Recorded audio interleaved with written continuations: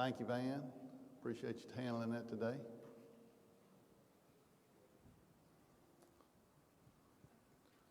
All right. Everybody settled? Pretty good. Thank you for coming out on a cool Tuesday night. I'm much happier this Tuesday night than next Tuesday night because it looks like we're going to be seeing some really winter weather, and we don't get our weather until that time of year anyway. Andy, you ready? All right. What's wrong with the audio? Got a reverb, Andy.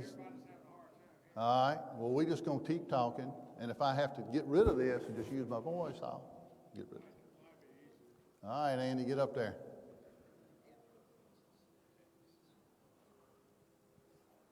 Again, thank you all for being here this evening. Thing's got about 250 slides in it. If you do the math on that and do it times 30 seconds, divide it out, it puts you at an hour and 15, hour and 30 minutes if you're spending 30 seconds on a slide. So not going to get into, I'm going to keep talking. Andy, you manipulate that thing. Can't see Andy up there. So don't want to get into a lot of discussion in here. More better? Thank you. 18 months, 2 years ago, I had a lot of stuff in there. I went in and pulled out a lot of the water and sewer, and that's kind of what I want to focus on tonight. There were some unanswered questions the last time we did this, which was September, I guess, or October, somewhere in there. And I wanted to follow up with some of that because there are a lot more people. I figured it'd be just this way tonight. A lot of people weren't here the last one, so I want to kind of back up and go through that. So I've really got a presentation that's divided into thirds. So appreciate you board members, appreciate Public Works being here, appreciate everybody being here. I'd like to open every one of these things with a word of prayer. It tends to make life a little bit better for me. So if you would bow and pray with me, and the good book teaches us how to pray. The Lord's Prayer. Our Father, who art in heaven, hallowed be thy name. Thy kingdom come, thy will be done on earth as it is in heaven. Give us this day our daily bread, and forgive us our trespasses as we forgive those who trespass against us. Lead us not into temptation, but deliver us from evil. For thine is the kingdom, the power, and the glory forever. Amen. All right. So, again, 3 segments. I'm not going to tell a bunch of jokes or anything like that. I'm going to blister through some of this. This is just too big to put out there on the website or anything like that. I'll be glad to get a slide for you individually and come back to something. If you'll catch me at the end of this or catch one of our city employees in here, and we'll get whatever information is on here to you if you want it, in print if you want it. So I've got a little screen here. I don't have my big TV, so I'm going to turn around a lot and look, and I've got this crazy pointer that I don't like, but if I have to use it, it does some crazy things. 1, 2, 3, and then it works. So I have to point at something. That's what's going on with that crazy light. So, again, focusing on water and sewer, once I get through the refresher part of this. So there's 48 slides in review from the last town hall meeting, 105 from water system, 74 from sewer. And when I get down into sewer, there's probably 6, I think, or 7 videos I want to show you. Some of those are 40 seconds, some of those are 30 seconds long of what's going on and now some of the sewer systems problems we found throughout the city, both on that side of town and this side of town. And want to talk about those and what we're doing to make corrections to those. Sunday, Dr. Cooper did a nice sermon from 1 Peter, and a little bit longer, but the gist of that was crave pure spiritual milk. And I would ask that everybody in the room, if you need to get out and go take care of a phone call or something, but I would ask that you listen intently. I'm not intentionally going to talk fast. I'm going to try to explain every slide that's in here, get everything out of my head and out of the board's head, and communicate everything openly. And I've got some stops in here so I can ask overhead questions to make sure everybody understands. So it's pure information and data that I can get is what I'm about to try to provide to you. The purpose for me in town hall meetings, I don't know a lot of mayors out there that try to do this. I believe the best public is an informed public. And these are real. I made these up. So I like to convey information to the public every time I get a chance. I like to address problems. I'm trying to teach everybody around me that if you get an aggravated water customer, glad to see you here tonight. If you get an aggravated water customer in that phone call, the best thing you can do as an employee is to go straight to that door, knock on the door, and talk about the problem, because that's the first thing that people want, and the first thing they get aggravated about is just not getting a response. And we need to get better at that. We need to communicate better. When we have town hall meetings, sometimes things will come up at the end, and I'll go write it down, I'll add it to the next one. Done a lot of that here. And develop topics of concern for going on tomorrow. So, this is one of my favorite questions. Show of hands, how many people in here thinks government needs to be run more like a business? Come on, get them up, get them up. I'd say that's over half the room. Everybody said yes, except the board members back here. You know me, I didn't raise my hand. So I'm going to ask you that question as we go through with this thing, because you need to have some input into the water department, because the water department should be run like a business. And we have to make decisions based on that. Government, though, especially local government, not so much county government, local government, municipal government, this is the rings of things we have to deal with all the way around us. And I can just about name a person in every one of those organizations that we deal with. This year we'll have to have a second audit, because we had $750,000 of federal money in the city in our budget for last year that we used on that stretch of road in front of your house. So you go through the auditor, you go through the AG's office, you go through the Department of Labor, Mississippi Rating Bureau, on and on and on and on. So you got rings of control all the way around you, all these checks and balances. I'm telling you, you can't run government like a business a lot of times. From the last meeting, we talked primarily about public safety, a little bit on community development, and the amphitheater. And I know some of you here strictly because of the amphitheater. You just one or two things you want to know, and you're ready to hear those things come out of my mouth. I'm going to share all that with you. As a review, we talked about our general fund budget. We talked that 55% of our general fund budget goes to public safety, police and fire. That's a good thing. Nothing wrong with that. I wish it was less. That means we'd have more money to do other things with. Community development, streets, parks and rec, and all this kind of stuff that fall into that. But that's what eats up most of our budget every year. Police department is down here. For those of you new in town, it's right down here by the library. That building, been in that building since 1995.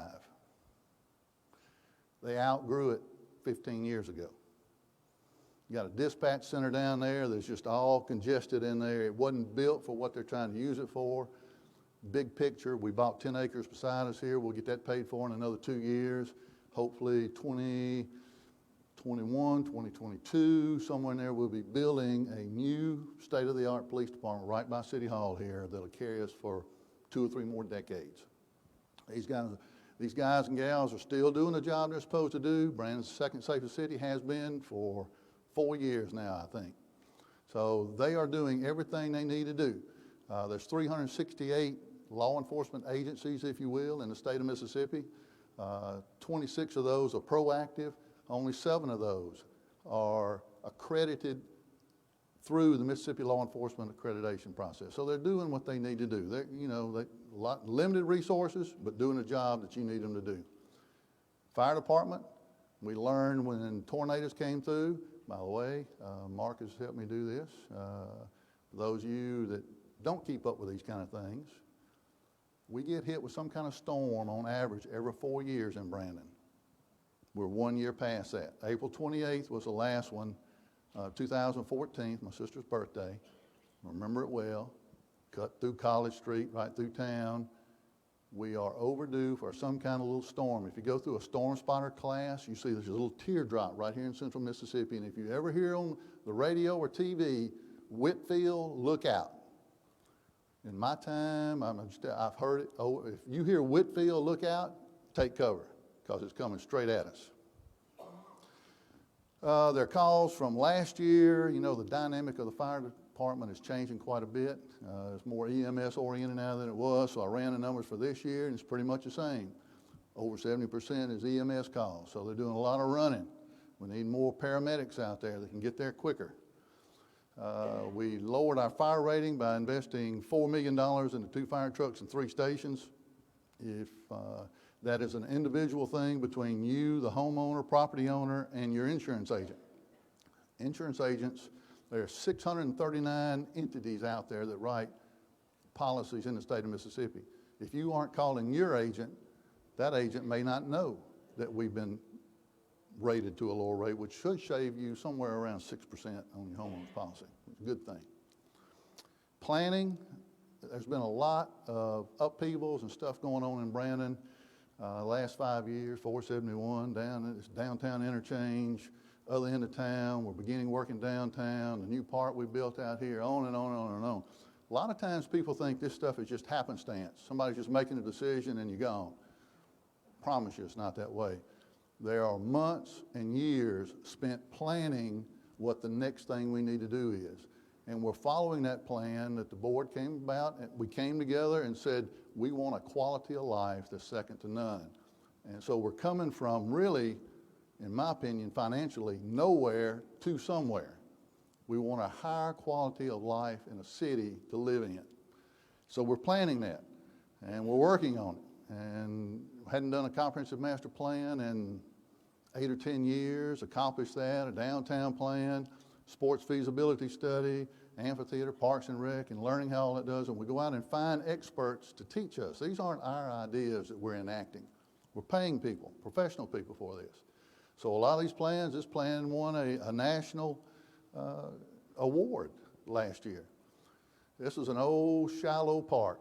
Hoping everybody in the room, except for somebody that might have just moved here, knows where Shiloh Park is at. 1985. That was a sewage lagoon. A sewage lagoon out there that is now a ball field. We tore everything down, fixed it all back, and rededicated that property after it was a park for 30 years. And the board catches a lot of grief for that. Why are you spending money on parks? Well, it's for our kids, it's for our grandkids, it's for our grandparents, it's for our parents, it's for quality of life and economic development. So I think there's 11 soccer fields out there right now, and we'll have 23 playable ball fields in Brandon. We open this new park out here. It's the economics of that, of trying to get sales tax money in Brandon from people that travel here, and they go home and they leave that sales tax dollar here. That's what it's all about. Next year, well, no, this is this year, the past year, over 40,000 people, plus the 70,000 we had out there at the amphitheater. This is 16, 17, 18. You see the taxes that we collected from sales tax as we project that. Come on in and sit down, Ted. I've got a chair right here for you on the front row. Come on. This year, 39 weekends are already booked going into 19. 47 tournaments, 1,800 teams, so it's going. We are becoming a staple in central Mississippi that rivals anything within 400 miles of us. It's not another municipality anywhere in the state, Monroe to Tuscaloosa, even Snowden Grove, does not rival what we're trying to do here and what we're accomplishing. Impact on sales tax. The first 2 years when we started doing tournaments out there in 15 and 16, after we rehabbed all that stuff, we saw a 10% growth in our sales tax. That money now, when that sales tax comes back to us, when I talk about the amphitheater in just a minute, that money comes into the general fund, and we can do whatever we want with it, unlike the amphitheater money. I'm going to slow down when I get to that slide in just a second. So I am talking fast because I want to get to the water and sewer. I want to get through this review stuff. We started doing shows in this building. Jeannie Robertson, Miss North Carolina, I can't remember the year, in the 60s. Dwight Yoakam did a show in here. We're doing things that bring people here. They eat a meal, fill up with gas, and they go home. And we're also bringing that stuff to our residents that live here. Amphitheater. All right. That looks like a digitally enhanced picture. It is not. I think Jared Thomas took that picture. Those are all real people. That was what I call Puff the Magic Dragon. It makes everybody mad, especially Miss Monica over here. That's Imagine Dragon. They did the halftime show for the national championship the other night. So did a great show. It was a sellout crowd, kids running around. Everybody had a good time, no problems. And it's just a good quality of life thing. We don't have to go elsewhere. It's coming to us. So where does the money come from to pay for the amphitheater, and how much does it cost? Those are two questions I want to answer, and I'm going to slow down when I do this, because I see you back there. You're looking at me going, yeah, I hear it. Yeah. I want to go real slow here. the citizens of Brandon voted and passed on an economic development thing on tourism. House Bill 1427 allowed us to put before the residents of the people to choose whether or not you wanted to do this or not. It passed 75-25. I understand. It's not all right if somebody voted against it. I got it. But 75% of the people voted to approve that. Then it was up to the board to figure out how to use that money to capture tourism. That money can only be spent on that amphitheater property out there. We bonded that money. It's set aside for it. It's got its own budget over here. And it just does its own thing. So that money has to stay over there. The sales tax that it generates comes in over here on the general fund side. We can use it on whatever we want to use it for. So our little 2% restaurant tax, I can remember somebody putting a post out there somewhere when this thing was first passed. We talked about a restaurant tax, and there was a lot of laughter about it. Like, what restaurants? You know, I can remember when I first told Gary Rhodes what it was bringing in, he like fell out of his chair. He just didn't know that there were so many restaurants over here. Not that we've got an abundance of them. We need better restaurants, and we need more dining opportunities. I get that. Everybody gets it. I tell people all the time, why don't you three go together, throw some money in a pot, and go get an IHOP and bring it in here. We'll find a room for it. You know, so it's not up to government to do that. It's up to the private sector to do that. But that 2% restaurant tax, you see what it's bringing in. So that's 15% it's bringing in. That last number at the bottom of 2018, which is a September 30th number, 1,131,000, that covers every year of debt of that amphitheater from now on. We're already far exceeding what it is. And I'm going to show you what that exact number is in just a second. So how should we, as board members, and how should we as the public ascertain whether or not that thing is working for us as an economic driver? So that's a broad question. What things can you think of that would say this is helping us try to keep our property taxes down? What things would be key to you to say, that tells me it's working? That little boing, one ringy-dingy-dingy, whatever it is. So as I go through it, there are 8 things. I'm going to show you very quickly these 8 things. A peer analysis, analytics of where tickets are being bought and who's buying them, the attendance overall, awards and recognition of that thing, the debt service, sales tax revenue, economic impact, and operational funding. So those things are going to tell us whether it's working. The 2 things on there that are going to tell us if it's paying for itself and if it's operationally sound. That would be a good way to say that. So this past summer in August, get this phone call from PEER, not PERS, PEER, Performance Evaluation Expenditure Review. This is a group that the legislature controls. In other words, if senators and representatives come together, a body of 6 of them, and they want to look at something, well, then they send these, some people look at them as attack dogs. They're not. They're just super intelligent people. The big question for the legislature was, all these little special taxes they've enacted over the last 20 or 30 years that are in the legislature, are they doing what the legislation allowed them to do? In other words, it's kind of a backdoor check to say, okay, Tupelo, you've got a 1/4 cent sales tax added onto your sales tax. By the way, no other city in the state of Mississippi does, that goes to get a water line over to surface water. They had a water emergency 20 years ago. So the legislature allowed them to put a 1/4 cent sales tax on specifically to help them get water. The only other city that's ever gotten any more sales tax like that was the city of Jackson when they passed that 1 cent sales tax to help them with infrastructure. That's important. I got it. Wish we could get it. You know, that way these people that are traveling here would leave a little more money with us. So PERS come in, and you know, some people upstairs, they get all, oh, we're in trouble, something's wrong, and I'm going, you know, if something's wrong, they're going to tell us it's wrong, and we're going to fix it. Wasn't a problem in the world. We spent 2 days with them. They went off their merry way, went and looked at 6 or 8 other places, and everything. I've got the review somewhere here if you're interested in seeing it, or I've got it upstairs. I've got it right here, as a matter of fact. I think I do. If you're interested in seeing it, I'll send you a copy of it if you want it. So that's good stuff. So outside eyes looking at us to say you're doing what you're supposed to be doing with that tax money. That's what that's about.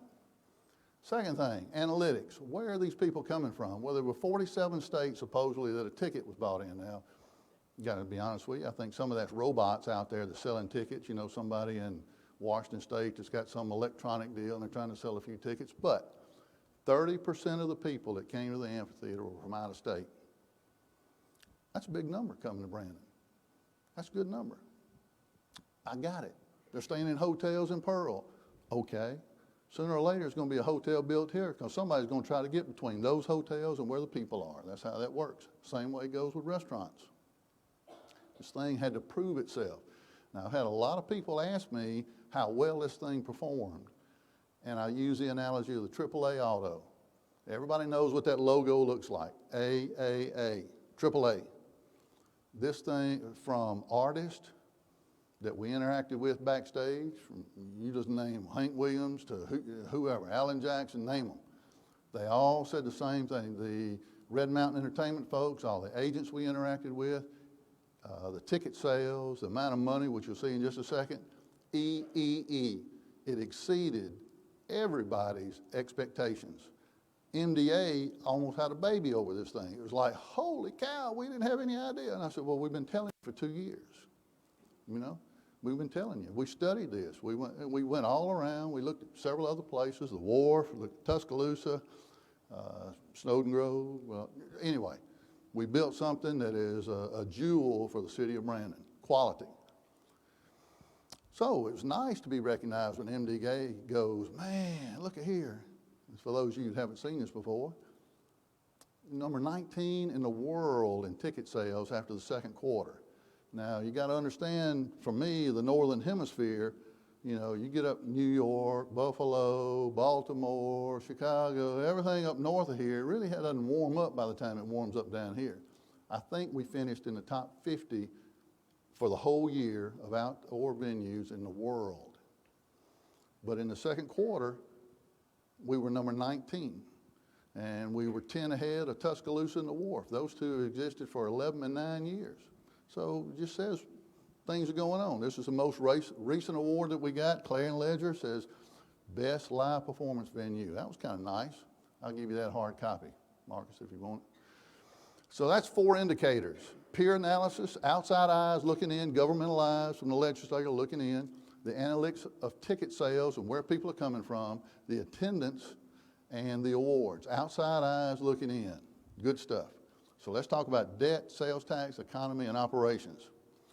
Again, there's only 2 answers here that Larry here is concerned about. One is debt service and one is operations. So on debt service, the bond payment for the next 4 or 5 years is somewhere around $700,000. This year, $668,375. 2% restaurant tax last year brought in $1,131,000. We far exceed what it's bringing in. So we're in the black, $462,000 over here on the debt service. And that's just going to continue to build because the debt service isn't going to go up as near as fast as that sales tax is on restaurants. Every time a new restaurant falls in, it's that much more money coming in. That's a good thing. So we're in the black. Again, that's 15%. I've already shown you that slide one time. So let's look at indicator number 6, which is sales tax. A lot of people forget about the 7% sales tax. Every one of those tickets out there that's sold has 7% sales tax on it, just like any other place. So I showed this in our last slide. This last year we had 7 months that we had over $500,000 in sales tax. Those in yellow you see under 2018. That's the first time that's ever happened. Last year, and in 2016, we had 2, 2017, we had 3. That's the sports phenomenon that's going on. So if you add all that up across the bottom, we started doing tournaments, 5 and 5 and 6 and 4. That's a 20% increase in sales tax. I guarantee you they ain't selling that many cars down here at the Ford dealership. So it's real money. These are Department of Revenue numbers. We're not pulling these numbers out of the air. We're not counting nickels and dimes upstairs. That's a good thing. So over $1 million increase in 4 years. Indicator number 7, the economy. Talk a little bit about that. Created only 2 full-time jobs. Government has. I don't know how many other jobs have been created in the city of Brandon. Part-time, though, we probably created somewhere around 250 part-time jobs. That's money that's being spent to people that live here, turns right around and goes right back into our economy. Brandon Soccer League is what's in red. There's a good example of that. Brandon Soccer League project, they worked in a concession stand out there. There's 2 big concession stands. They worked one of them. They saved all their pennies. And now what they ask is to light 3 more soccer fields out at Shiloh Park, and they're going to take the money that they earned out there to match it with the city, and we'll match it. It's a 50-50 deal, and we'll light 3 more fields out there. This is people volunteering their time to work to make another park better. It's just a good thing. So that's almost $500,000 back into our local economy. That's a good thing. In the black, in the black, in the black. And then on operations. Now the operations is a difficult thing to explain, isn't it, Grace? It's just a beast. We go by a proprietary system of work that is through Red Mountain. Kind of starts over here. Every show is a business deal of its own. So it starts and stops. You go through, well, just read some of them. You go through advertisers, sponsors, preferred ticket seats, box seats, all the way around. Then you hire security guards and ushers and ticket takers and parking attendants. The show comes around, you do the show, show's over, you wave goodbye to them, and that's done, and you're working on the next one. That operations fund has $743,110 in the black, and that was December 13th, an exact number.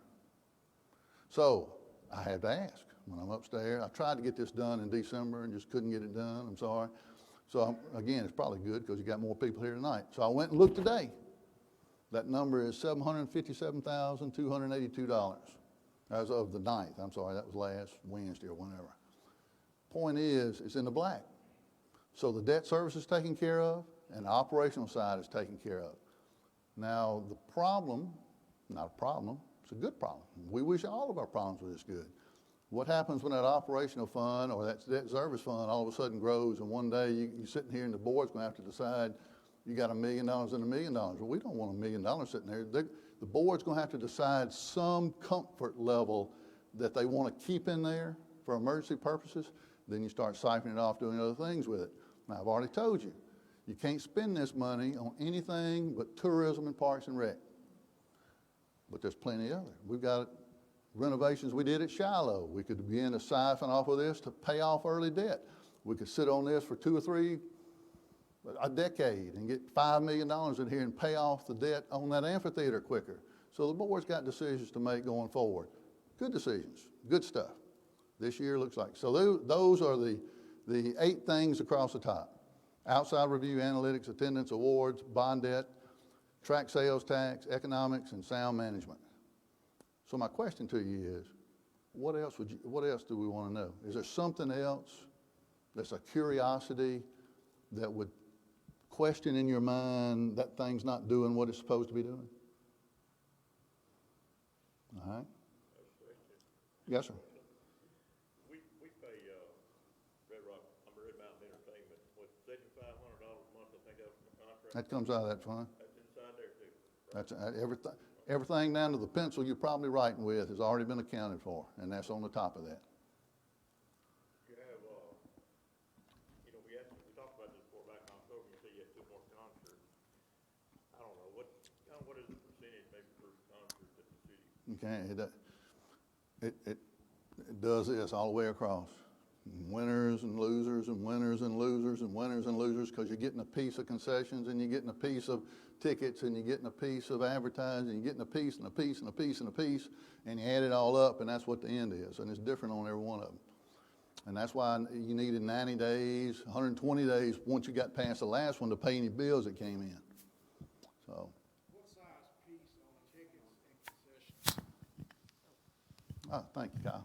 What size piece of the ticket sales and concession? You say it varies every time, right? It varies every time. Is that according to the contract negotiated for that artist or what? Well, on the tickets, yes, and the artist, yes. Some artist is, to give you a good example, comp tickets, everybody understands what a complimentary ticket is.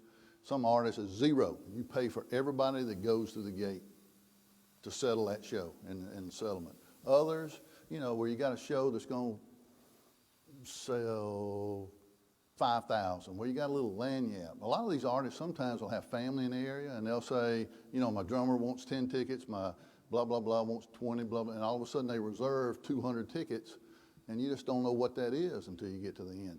On the concessions, we got a 50-50 deal. So event concessions out of Alabama, Joe O'Brien runs that, and whatever concession sells, we get half of it. So we did well on Chris Stapleton. We did well. Okay. We did those sellout shows. We did well. What about the $5 fee on the tickets for facility fee? Do we get that? Get a lot of it, yes. And you know, we go back and forth with that. We had people that were working the parking lots. When a car would pull in, they'd say, "I got $20. Where can I park?" And they'd say, "Oh, we don't charge for parking." And it really freaked out a bunch of people that didn't come here. We have to go back and forth. Should we start charging for parking? You know. But I look at it as we've got one really nice asphalt parking lot.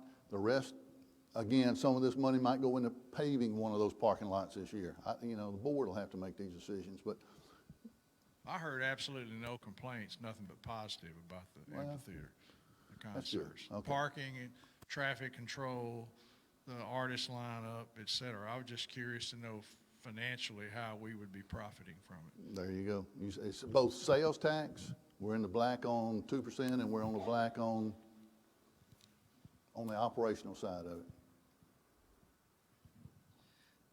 I actually have a couple of questions, and I want to go back to the parks. And we live right across the road from Shiloh Park in Canyon Ridge. And you were talking about getting the bills paid and things like that. Why is it that so many nights all the lights were left on in the ball fields? They aren't. I've seen it many times where Well, they're left on hours past 10 o'clock, you know, late. We invested in a light source that can be programmed. The Parks and Rec guys are in here. Amy Ford's in this room somewhere. They program it, and when a team comes to you and says, "I've got the fields from 9 to 10 o'clock tonight," they program that in at 10 o'clock.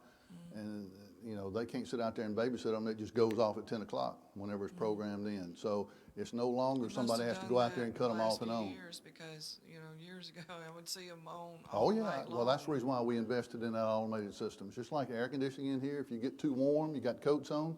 If you get too warm or too cool, if you would, let somebody know, and Andy can control that with his cell phone over here. Okay. So, My other two questions are regarding the amphitheater.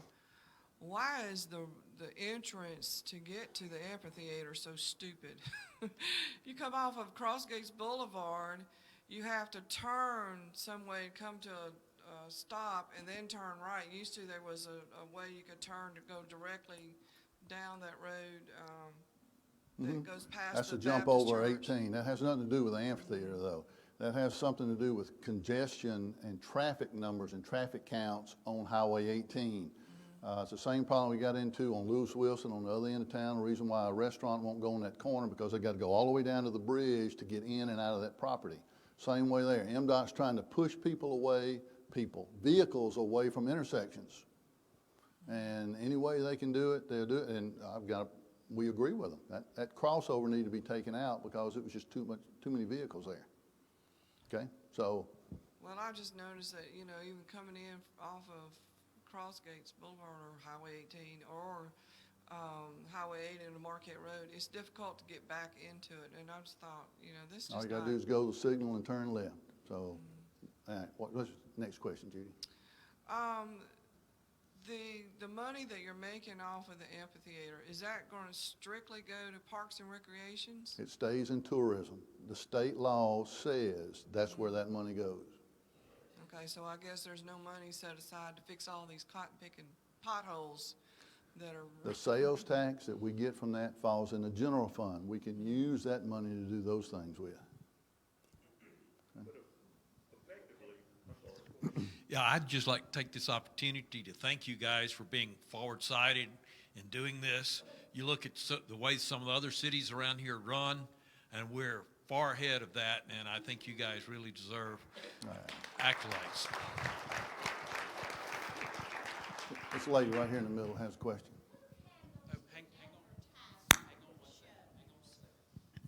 Who handles the I'll repeat it. Who handles the advertising for the shows? Red Mountain, that's part of, that falls into their wheelhouse to do that. They use, again, they've been in this business since 1960, you know, so they use a sliding scale, and they watch ticket sales and advertising, and they use primarily a lot of radio. They don't use a lot of print stuff because you just don't get the return on that dollar. So they're watching ticket sales, and if ticket sales begin to slump, they'll throw some more money into advertising. But it's a fine tooth machine they're running. So a lot of social media and stuff like that. BrandonAmphitheater.com, BrandonAmphitheater.com, BrandonAmphitheater.com, and they'll tell you what shows are coming and what time the show starts. Got a question? Yes, sir. Back to Brandon Park, Shallow Park. Yes, sir. How come they can't build a bike track down there people could ride their bicycles on? Because I've been riding mine down highway, down Shallow Road. People run me off in a ditch. I mean, it's dangerous, so I quit riding. And I think they should have built one because they got a walking track down there. They could have built a bike track. Thank you. We're working on that out here. I got to be honest with you, bike trails, they're on the list. They're just not at the top of the list right now, but we'll get there. Your last question? Go ahead. Yeah, last question. Well, just a comment more than anything. You said when the board decides about the cushion fund, as far as what the amphitheater is making off of, depending on what they want to do and how much over that they had, we could effectively pay for the amphitheater in half the time based on the sales tax plus what this is making. Except we need a sales tax over here to do other stuff. No, I'm too. sorry, not the sales tax. I'm talking about the 2% food tax that's going to pay for it. That's what I'm talking about. Okay. Those are good problems for the board to have, to make those decisions going forward. All right. Yes, ma'am. One more. I know. 30 years. 30 years. Did it just, Shallow Park is now 32 years old. So, you know, we got that on the front end. Why would you do 30 years? That park is going to be there on the western side of Brandon from now on, just like Shiloh's going to be on that side of Brandon. So we've got two parks, really kind of two 250-acre parks on both sides of town. All right. The $462,794 and the 2% sales tax, is that included in the $757,000 in the operations fund? No. That's debt service over here in the debt service fund. Clearly, no. Two different things.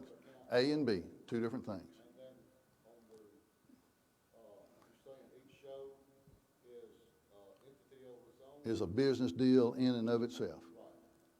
And the overall, we made $757,000 over throughout the whole year. Off every expenditure down to the light bulb. Okay. I would like to see a cost analysis on each show and then it all put together because You can see that in the audit when we get through with audit. Those individual shows won't be in there, but you can look at the numbers holistically.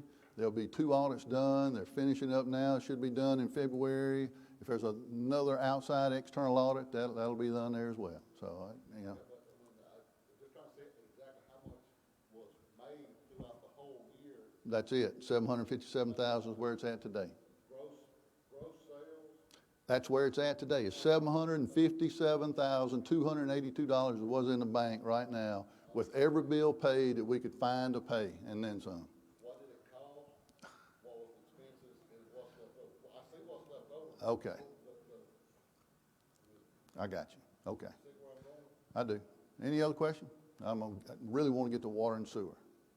All right.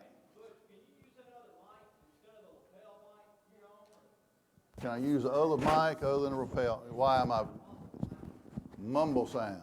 Where's that other mic? Well, let's see here.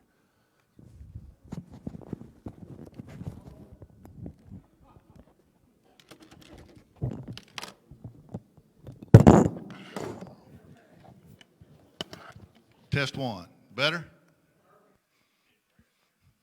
Crisp. Crisp. All right, water system. This is a long section. Got a lot of angst about the water department. Worse.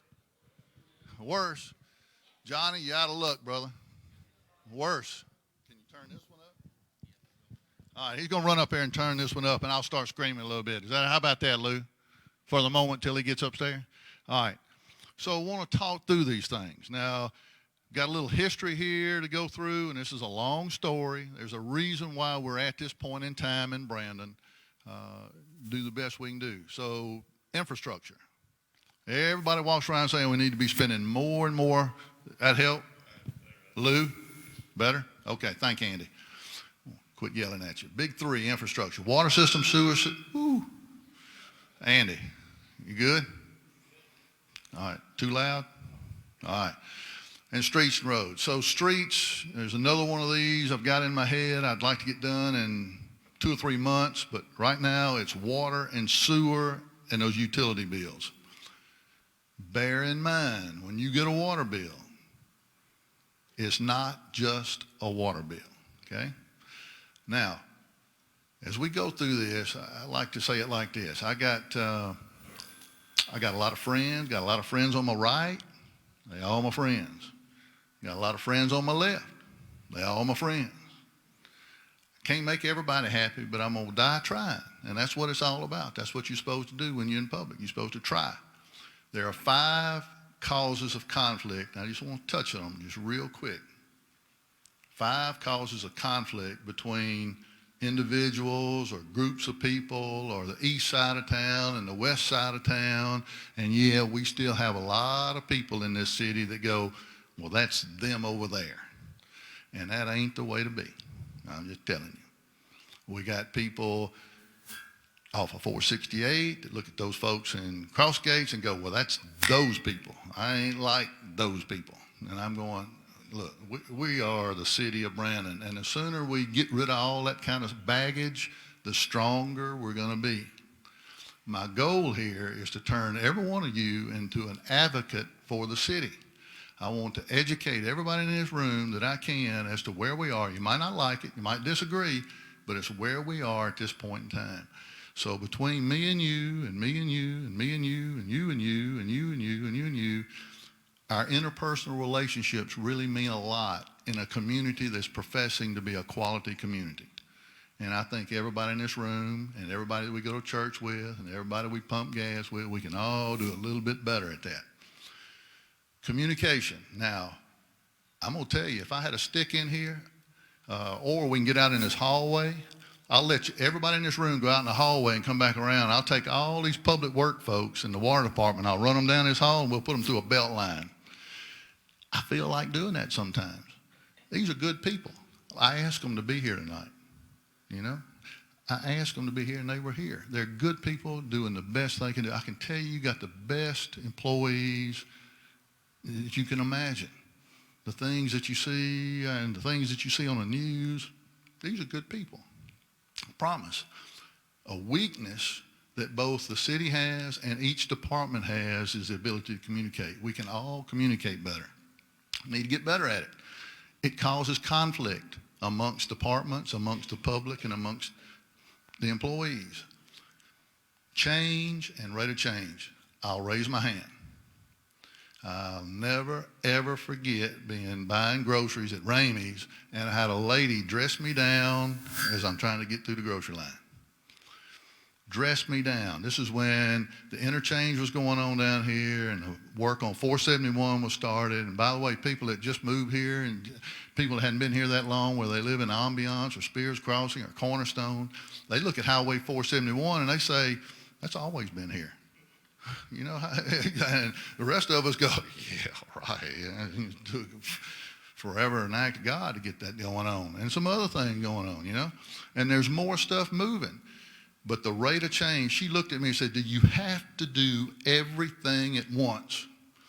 I'll look at everybody in this room and say, if it was possible for us to do everything at once, we would do everything at once as fast as we could, because I know that worm turns so fast. Those state dollars or those federal dollars will drop in a heartbeat, and then it's done.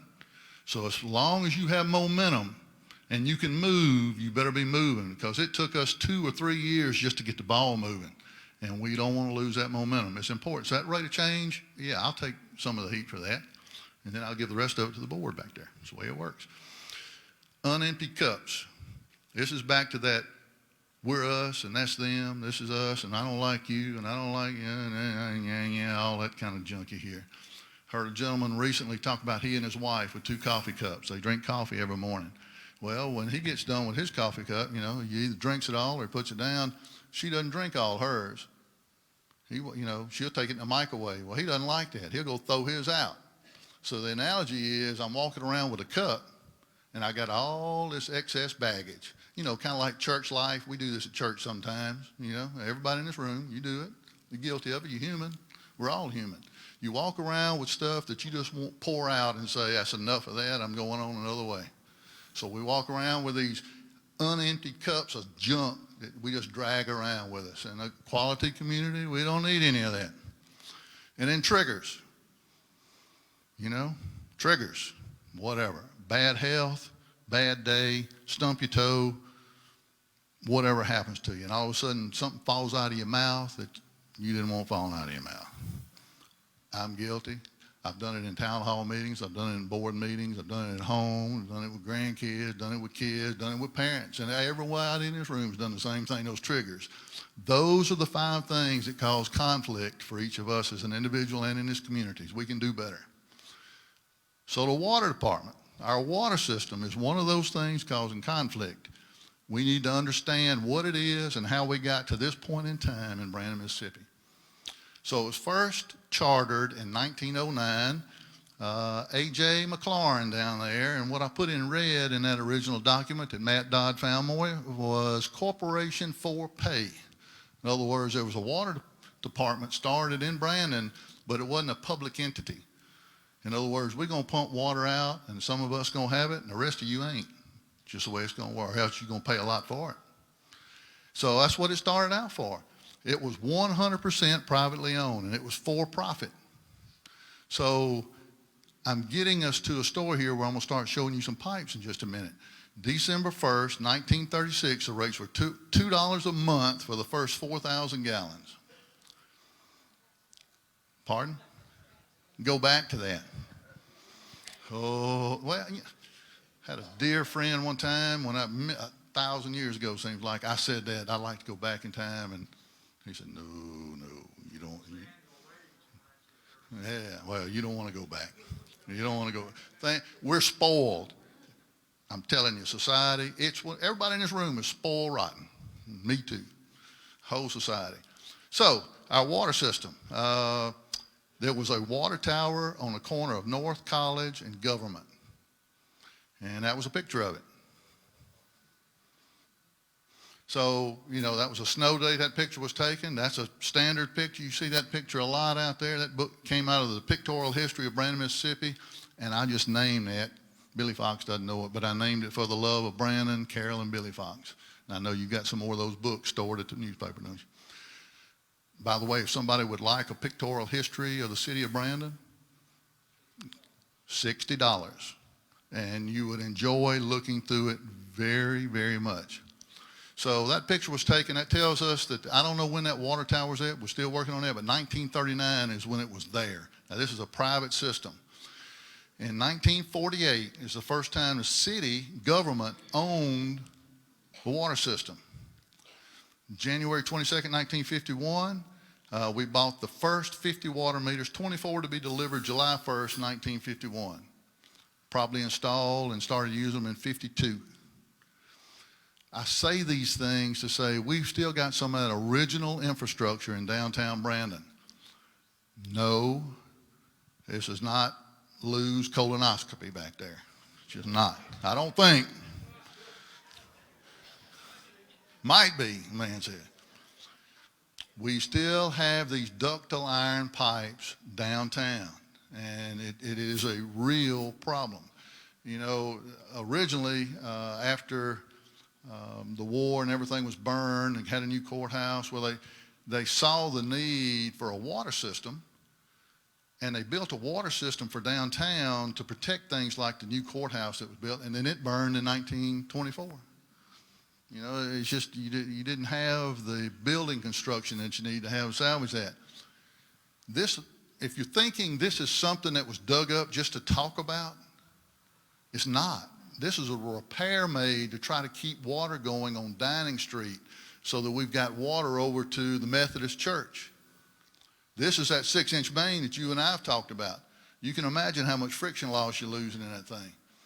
This is on the right picture is on the corner of Poindexter, and that's my picture. I took that at 2 o'clock in the morning when water started boiling out of the ground. It's the second time that's happened.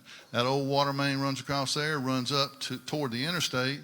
The pictures on the left are the new courthouse where another blowout caused a whole bank and a road to go down. It really cost them about 3 weeks worth of construction time. This old stuff has got to go, folks. It's just got to go. They are lead jointed pipes. Don't anybody leave here and say, oh yeah, lead in the water. No. But they are lead jointed pipes. City of Jackson made that mistake and thought the federal government was going to come in with tons of money. And I keep telling you and telling everybody that'll listen, federal government's not going to ride in here on a big white horse with nice saddlebags and have gold in there. It's going to fix all of our problems. These are our problems, and we got to fix them. So these pipes are coming out of downtown. This is down College Street. We don't have enough money right now to go all the way down College Street, but these are 2- and 3-inch galvanized mains that are just hodgepodge thrown together.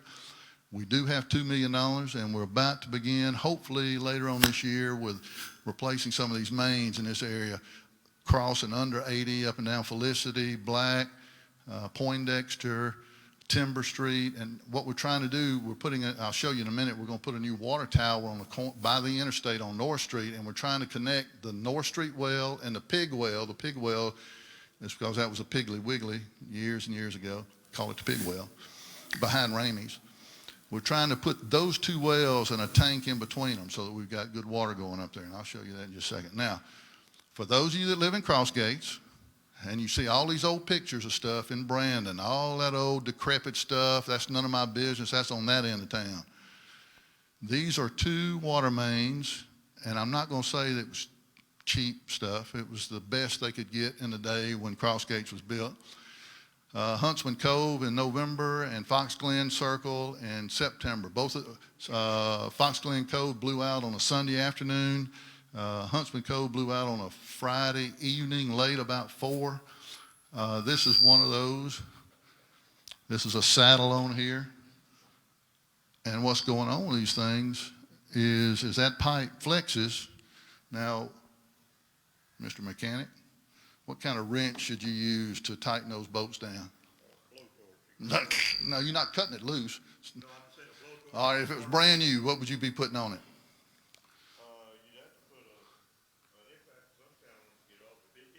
Well, you don't want to take it off. You're installing it new, brand new. Well, you don't want to put a box end wrench on it and give it all you got, because you're going to flex that pipe.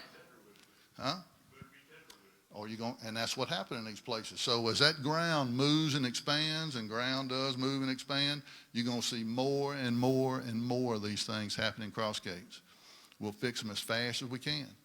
But you've got aged infrastructure. So if you talk about downtown Brandon, it's stuff that went in the ground in, say, 1920, that's a good number. You're dealing with stuff that's 100 years old.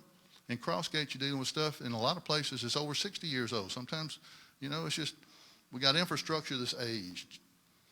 Where do you start?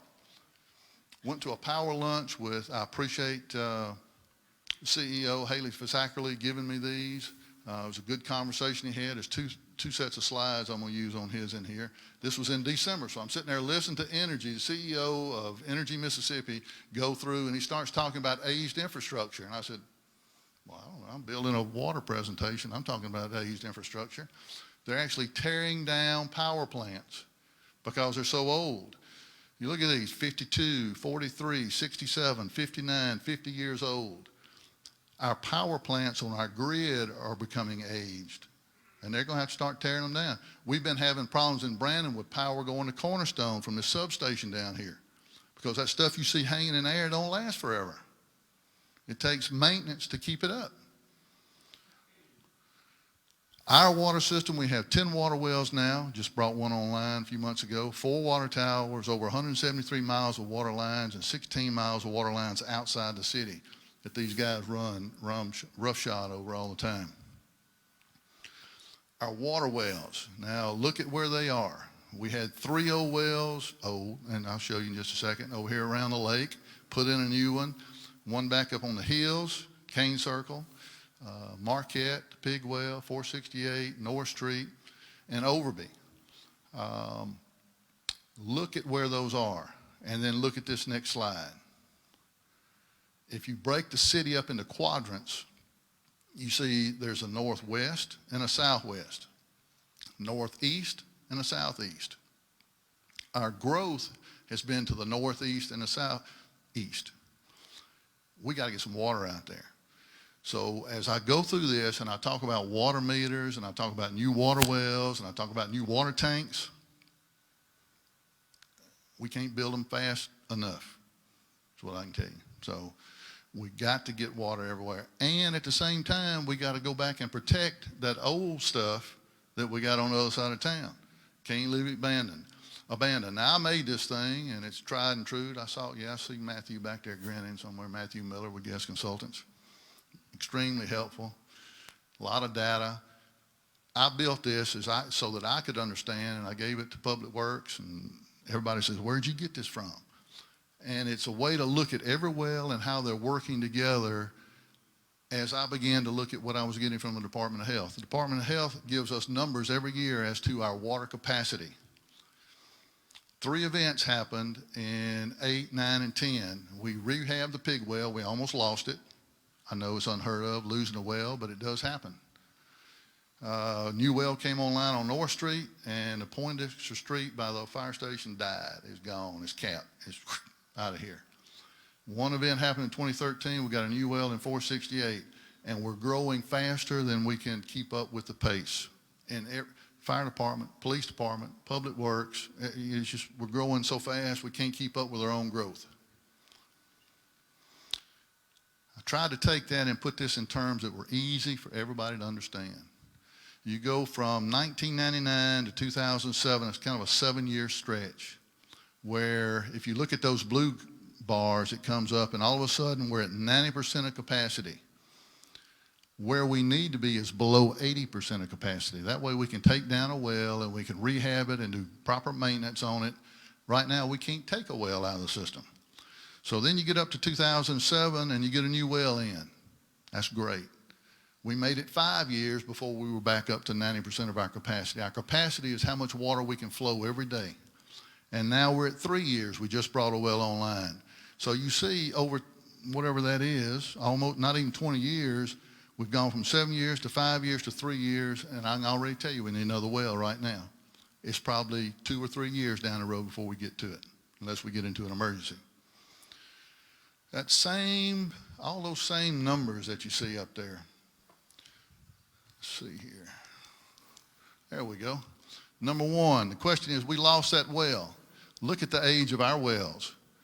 52, 47, 47, 42, 37, 37. That's when those wells were built. We've got North Street well, which is now 20 years old, 12 years, 5 years, 1 year. Do we have aged wells? Yes. We lost that one at 45 years of age. I don't know how long the rest of these are going to last, and we'll rehab them. I'm not trying to strike fear in anybody saying we're going to lose water wells today, okay? Number 2, the capacity rating. It's the increased population. If you add all of that up, you come down here to the Mississippi Department of Health says we're at 96.7 of our water capacity. Now what that means is that the water that we can put in tanks in the air and the water that we can pump out of the ground every day, we're using 100% of our capacity. 100% of our capacity every day. You get to 100% and then all of a sudden permits stop. You don't do any more rooftops. You don't do any more business. You don't do any restaurants. It all goes stop. I'm going to be real curious when they come to town in May to see what that new well brought this number down for. And then number 3 over here is kind of the same timeline on the cost. I know you can't see that over here, but that well on North Street was $400,000. The last we put in was $1 million, the last two. What's the difference? That's 250% increase in the cost of a well in 20 years. Geez. So yeah, you can't go back. So we need water going those ways. All right. This is a show of hands. Is there anything else to discuss about our aged water system? I'm going to get into water meters. Does everybody in here agree that we need water system work?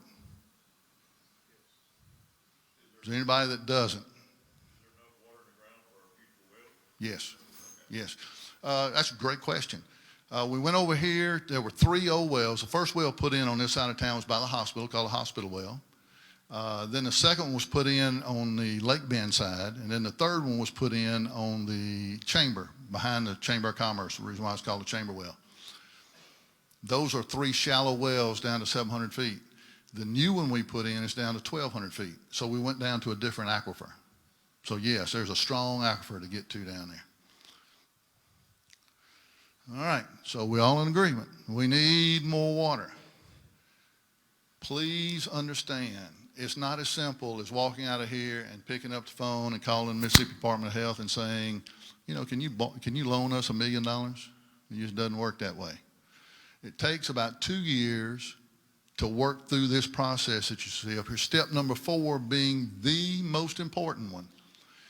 It doesn't matter whether it's a sewer grant through DEQ or a water, it's not a grant, it's a loan, SRF loan, state revolving loan program. That is a program managed by the state in 2 departments. The Department of Health handles water, DEQ handles sewer. That program is funded 80% by the federal government. So the Fed gives the state 80%, the state matches it with 20, and that makes 100, and then they loan it out to municipalities to borrow money from. So when we pay that money back, it stays in the state, and they just turn around and reloan it. So it's an ongoing program, low interest loans. Right now it's a 1.95% loan on the water side, it's a 1.75 on the sewer side. And going forward, we're going to use every one of them we can. Cheap money, got to use it. Would love to get to a place where you don't have to borrow money. Wouldn't that be a novel thing to where you could save enough in enterprise fund where if you need a water well, you could say, this is where we want it, put it right here and get to drilling it. So long term, 3 years, 5 years, 8 years down the road, Lord willing, we'll get to that point. But it takes time to get through this construction process. We completed the first step. There are 3 steps going on in progress right now. Matthew, where are we on the water towers? I can't hear you. Pardon? Health Department has plans. All right, so we're putting a new water tower up on a 500,000 gallon tank on Burnham Road up here on the corner where the city already owned property, didn't have to buy any property there. Putting a 500,000 gallon tank on North Street on the south side of the interstate. Strategically putting a tank there so that water can go to the north and the south, a 500,000 gallon tank. Then we're going to go to the 500,000 gallon tank we got on the Cane Circle, and we're going to drain it and clean it and cut the legs off and raise it 40 feet. And we're doing that to increase water pressure on the Crossgate side of town. So it's already been factored in. Those are the 3 things in the next process. And then right behind that, hopefully we'll get started on the downtown mains sometime later this spring or summer. So those are the things immediately that are going on right now. Just as a reminder for those of you new to the place, there's always a difference in elevation between the east and west.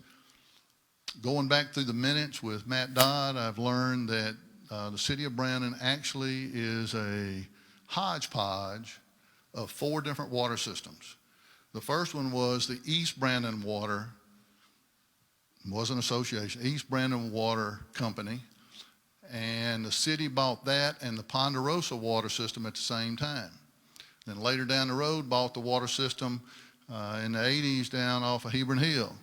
And somewhere before that, when Crossgates was annexed, that was Horseshoe. So there are 4 water systems that the city has taken over to try to turn into one operable system. but you've got 132 feet of elevation on that side of town. So who thinks the water department should be run like a business? Anybody think the water department needs to be run like a business? We don't need to be, just one? Yeah, everybody thinks, well, all right, I got it. I'm pulling my ears out, I'm pulling my hair out, it's all their fault.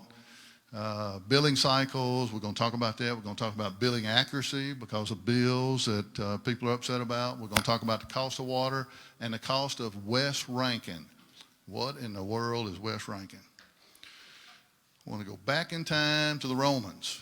So, you know, you look at the Romans as intelligent folks, and they had an entire map of all the aqueducts in Rome, how they got water from point A to point B, but they weren't sharp enough to figure out that lead was killing everybody. Really didn't care about everybody, though. You know, the aristocrats, you know, had slaves down there doing all that stuff, but everything was joined by lead. So this is interesting to me because we have no map of our mains. We had a bad water leak in downtown Brandon. It took 3.5 days to figure out how to cut the water off. We don't know where the valve, you got valves that have been covered up with asphalt and concrete. You cut the water off and come over here and dig a hole and there's still more water coming up. Am I telling the truth, Charles? Randy? Okay. It's a problem. You got a hodgepodge of stuff that's thrown everywhere. It's a nightmare, both for the water department and the fire department, trying to figure that out to get flow. It took us 3 years to this point to GIS. Where's Tim at? We need to beat up on Tim. Stand up, Tim. I'm sorry, stand up, Tim. Doing a great job for us. He's GIS and more infrastructure. We had no map. We've GIS just about every manhole in the city, working on water valves, but every water meter, and that's a lot of what this conversation is going to go to. We know probably where, I'm going to throw in 98%, 99% of them, Tim, okay? Doing a great job for you. Now, here's an overhead question. I need an answer to this. This is an important question for the board to consider. 83 households. That's a picture of Sunchase. Sunchase down there. Every one of those houses has a meter that goes to it. Thank y'all for coming, Scouts. Have a great evening. Every one of those, just like we do, just like I do and you do, a meter goes to every one of those houses. Well, these other places, you've got 72 households in those apartments, but this is where we got, if you will, taken advantage of in the past. You'll have 1 meter that goes into 72 households, 1 meter that goes to a building. So therefore, they pay that fee that we were talking about earlier, you know, that we're trying to build a system with more wells and more mains and all this kind of stuff. We need the revenue to do that, to borrow that money. They only got 1 meter, where every one of us that's a homeowner has a meter. So we change the ordinance so that if that building has 8 apartments in it, each one of those pays the same thing. Just like at base rate, they pay the base rate just like we all pay it. Getting everybody on equal footing. It's unfair. Are you going to run it like a business or are you not? That's the question. This is one of those, you're going to run it like a business or are you not? I say run it like a business. Every one of those households is using a meter. The number of meters, gallons used on the left, and these are the number of meters that use those. Some people like spreadsheets. They don't look good, but there's 2 things on here I want to show you. In the red up there, you see in January 19, our last bill, which just goes back into December, there were 1,644 meters that didn't read anything. Now, how is that possible? Where's Johnny?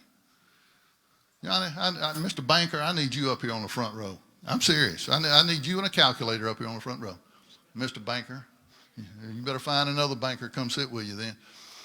So, you know, how can you have meters, that many meters don't read it? Well, some of those are landscaping. Okay, see? Okay, so we're going to talk more about that in just a second. The majority of our homeowners have meters that read 2, 3, or 4,000 every month. So I graphed this out. So this is October, November, December, and January. This is current for the last 4 months. Each one of those little red bars, and you see 2,000, 3,000, 4,000. That's where over about half of our meters in the city, 10,500, are using that much water on average. Good stuff. You see out there at the end might be the hospital, might be GM plant out there, might be a nursing home, might be a restaurant that's cooking, you know, blah, blah, blah. The schools, the county jail. You know, you look at those kind of things. Should we be selling water to the car wash down here at the same rate that you and I write that check for? Or should we treat this like a business and have a commercial account? Should be they're making money off of our water is the way I look at it. What about the jail? 500 inmates, 1 meter, 1 master meter. And they were paying for water just like we were, same rate, residential rate, but we enacted commercial rates to take care of ourselves, to recoup some of that money. Should have done it years ago. Just never followed through with it. But we're on the right track now. So that's the majority of our users. So for those of you that don't know, these are read by RF. It's a Bluetooth system. There's a truck that rides around. He's got a laptop in there, and it downloads into the laptop. Get more into this in just a second because we're about to change that whole system out. Used to be, it was a walk-around system where you'd walk around and read numbers and that kind of stuff. I'm going to tell you about that in just a second. Right here at the bottom, we paid a contractor 94 cents a meter to go out there and up until 2002 and read that meter. Pop the lid, write it down, close it, just like the old meter readers for energy. We'll talk about them in just a second too. Today, the current rate is $1.25 a meter. We know because we call some places and ask them. If you look at the 3 arrows I got on here from 2002, we went from just over 6,000 meters. Now we're closing in on 11,000 meters. Our system has gotten so big that drive around truck that takes 4 days to drive around and go back and do rereads just isn't cutting the mustard. It's getting us it's making us herky-jerky on getting our bills out. Basically 3 types of water meters. Sean is here. He's going to grin at me when I say this. Sean lives in Cannon Ridge too. Positive displacement, multi-jet, and magnetic, electromagnetic. I asked somebody, a lady, to remember the meters that we have now are mechanical meters. In other words, water's going through that meter and it's spinning that little red wheel. You can pop it and you can look at it. If that wheel's not spinning, you're not flowing any water. It might be so slow if you got a toilet leak, you might not know it, but if you were flowing a lot of water, washing clothes, something like that, that meter really going to be spinning. You're going to see the little wheel going around. We're going to a meter that is non-mechanical. It's electromagnetic. Water is gauged when it goes through it. It has a warranty on it of 20 years, 15 years on the battery and 15 years on the meter. The Badger meters just aren't serving our need anymore, so we're fixing to do a total system-wide change-out of water meters. Now, does everybody in here have confidence of what their water bill is? You do. I don't know what to tell you. I got grandkids in the house a lot. I sit back. I can tell you, personally, I think we've got more bad reading meters than we have good reading meters. I actually think a lot of them are reading low. It's just like I describe it as a fuel pump in a car. If you've ever been, it's just a little motor spinning around in there and it's wearing out that shaft. We asked this question twice. We asked it over a year ago. Over a year ago, 58% of the people said, yeah, I've got confidence. It's close enough for me. How about that? A better way to say that? Close enough for me. I'm happy with what it reads. And 40% said, no, I don't trust my reading. Asked the question again just last week, and that's 52% say no. So this is that social media phenomenon, and it's a phenomenon that happens when all of a sudden a water meter goes bad, and all of a sudden they're all bad. So it's kind of got us in that boat. So we are, in essence, fixing to spend $4 million. It's already factored into our rates to replace every water meter in this city. That process will begin this month. Probably take 120 days or less. Good weather. Core and Main is the company that has them. They're census meters. I've got one right here on the table. You can walk up and look at it. This is what it's going to. I'll talk more about that in just a second. This is an older Badger meter. This is the one the truck drives by and that RF falls in. This is a little bit different. So doing a professional installation, and I'll talk more about that in just a second. So here's a reading from a bad meter. Now, this is a lady that was complaining a couple weeks ago, and I went back in time over the last 3 years and tracked this out. So in 2016, you see you down there spiking up to 33, 39. 17 is kind of flat all the way across that, and 18 it goes boom, boom, and it's gone. That's obviously a bad meter. Water department adjusts those unless something is really quirky, and this happens too. Had a gentleman call one day raising Cain about water that was coming down in his yard from upstream. There must be a busted water main somewhere and it's flooding my yard. So we get in the trucks and we go over there and we look, follow that water back, and it's the kids and the neighbor uphill from him have left the water faucet on. I don't know how much water, I don't know how long it flowed over a weekend, but that's a lot of water flowing down through there. And all it was cut the water off. Does that affect that person's water meter? You betcha. So we make adjustments to those things. The scarier thing to this read for me over a 2-year period of time is that flat read. Because that flat read really tells me that meter's not reading right to begin with over the last 2 years. It's just nobody's recognized it yet because it doesn't throw a red flag up in billing over here. But to me, it's probably reading low. And all of a sudden, something happens and it spikes and it's very obvious. So we're in a trap. Go put another Badger meter in or do a swap out. So we're doing a swap out. Here's another one. Went back to 2006, came all the way up to 2018, and we were looking at water flow. You know, how much water they used in that time period. And we ran that out on a monthly basis. How much were the bills? We ran that out. And yes, bills are going up over time. I can tell you that base rate, and I'm going to get to that in just a minute when I start testing this banker over here. Is there another banker in the room? You bankers usually run together. I'm not a Wall Street banker. I'm a Main Street banker. Can you operate that calculator? Is there another banker in here that can operate it? All right. So here, let's talk about our bills. So here's a water bill. I white it out because I know who this is, not mine. And you see it's got a meter number on there. It's got the billing days. It's got usage. And then it's got these codes that really confuse a lot of people, these codes. Okay, I want to go through what those codes are. So that's a bill right there. That's pretty close to the one you showed me right there, right? All right, water rates going back to October 1980. Wow, $1.20 per thousand, 75 cents per thousand. It's kind of interesting when you get back into that minute book and go back in forward time. Here's Manning Cooper, who, by the way, was a great mayor for the city of Brandon, is the only mayor and that I'm aware of that actually served in 2 cities, Pelahatchie and then in Brandon. So he's been mayor in 2 cities. But that's where you get Ponderosa and East Brandon from. All right, base rate. Base rate. See the spike? That base rate hadn't been, it was $3 in the early days when the city first bought that system, and they raised it to $6 somewhere around 1983, I think, or 4. And it's been the same all the way up to 2 years ago. Never been raised. So we began to do an analysis of other people around the state and other cities, and we go, wow. Well, it's like we got trapped in time, like we didn't act when we should have acted. A couple other peculiar things here. This is not casting stones at anybody. You come forward in time, and I went back to day one and started looking at rates coming through in the minutes, and you see somewhere between about 1994, really, maybe early 93, up to the early 2000s, we, the city, decided to lower rates. I can't express to you why, other than one thing. Somebody got it in their head, and actually so, to say, you know, we've paid off the debt of whatever we need to do to fix. We don't have that debt anymore. This should be a pass-through of what it cost. I got it. That's a legitimate cost. What it does, though, is take away what you should be doing, planning for the future. You don't have any revenue to build on, to build that bank account, to build your water system up, to take it up to the next step, because nobody knew.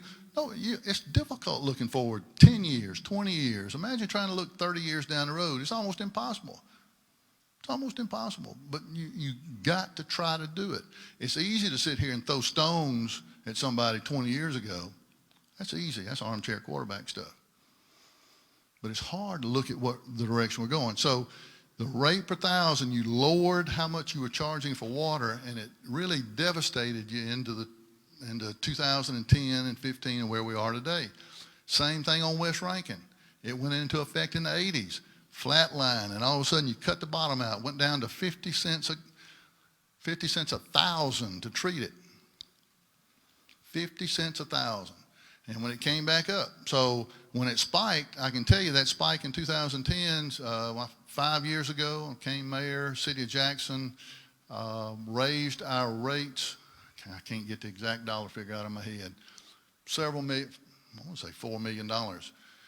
All of our flow in Brandon goes to the Vanna Street plant in Jackson, and we pay them per contract through West Rankin to treat our water. They spiked that. In 4 months' time, they raised it 3 times, and we had to adjust our rates. Makes the board look horrible. I don't know what else you're going to do. You're going to pay them because it's a legal and binding contract. This past August, they raised our rates $1 million. What you going to do? Say, I'm not going to pay you? You going to sue them? You know, Gary Rhodes signed the contract. It was in good faith back then. But we are their cash cow, is how I say this to people. They tried to stop us from building a wastewater treatment facility plant. I'll talk about that more in a minute. But the funding that you see on that screen, all it did was hurt you in years to come for the things that you need to do. When you see these videos, it's going to be, you're going to wake up. You're going to see what Crossgates and some of the things, and East Haven and others will look like, where the money's going to have to go. The city sewer rate, the city had 3 sewage lagoons. Still has one. One was at 468 across from the Armory. One was out at Shallow Park with a force main that came over Lewis Wilson, and the other was down here behind the cement plant. The one down in the woods is still down there. Still got water on it. Beautiful spot down in the woods. But you see, you went down, I think, 45 cents per thousand on the sewer, just nothing. Which meant back in the 90s, you were spending no money to maintain a sewer system, even though we had 3 sewage lagoons all the way up to 1985. What unit of measure do 99% of water systems sell water to the customer by? Anybody? 1,000 gallons. 1,000 gallons. There's not another banker over in here because Johnny's going to get lonely here in just a second. All right, Johnny, get your calculator out. I ought to make you come up here and look at all these people and do all this math real quick. So here is a water bill. You got 5 rates. Now, if you don't like that, I'm sure the city board, if you want to pay for it, will send you a monthly garbage bill. We'll be glad to send you a monthly West Rankin bill, you know, to be efficient and be cost effective. It's kind of nice to be able to combine everything into one bill, but it creates confusion. So 5 rates on one invoice is what this is. So how many gallons were used on this bill? All right, Johnny, hold that thought. So 3,000, because that little square up there says 3,000.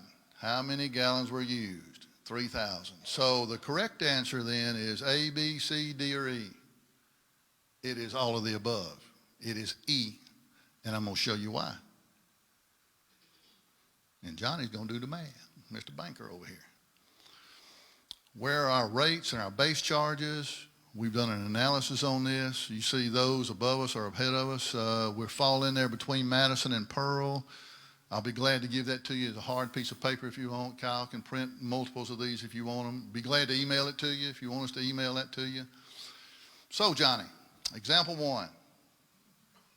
I'm going to go slow. There's 7 examples here. I'm going to go slow. You'll catch on real quick. So there's a meter number, billing days, and usage. Question 1A down at the bottom. Number of gallons. Well, if you look at the 2 little black triangles there, one of them is at 699,001, and the other one is at 702,001. So doing the math, Johnny, what does that come up to as far as water used? 3,000. Okay. He gets the gold coin here. So that meter tripped. If you started at 1 and you started using water, that meter would trip at 700. As that water keeps going, you would trip again at 701. Then it would trip again at 702. Do the math. You're dealing in thousands. That's 3,000 gallons. Pretty simple, right? Is it in rocket science? Is it, Johnny? You good? Ready for the next one? Nope. You got 7 to go through. All right, so here's example number 2. Same number of billing days, same usage. That meter's at 702,001, and it started at 699,991. how many gallons were used?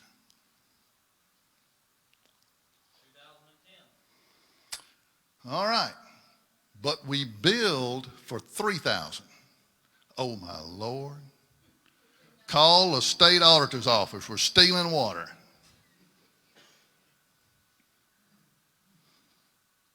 The meter tripped, and it tripped, and it tripped.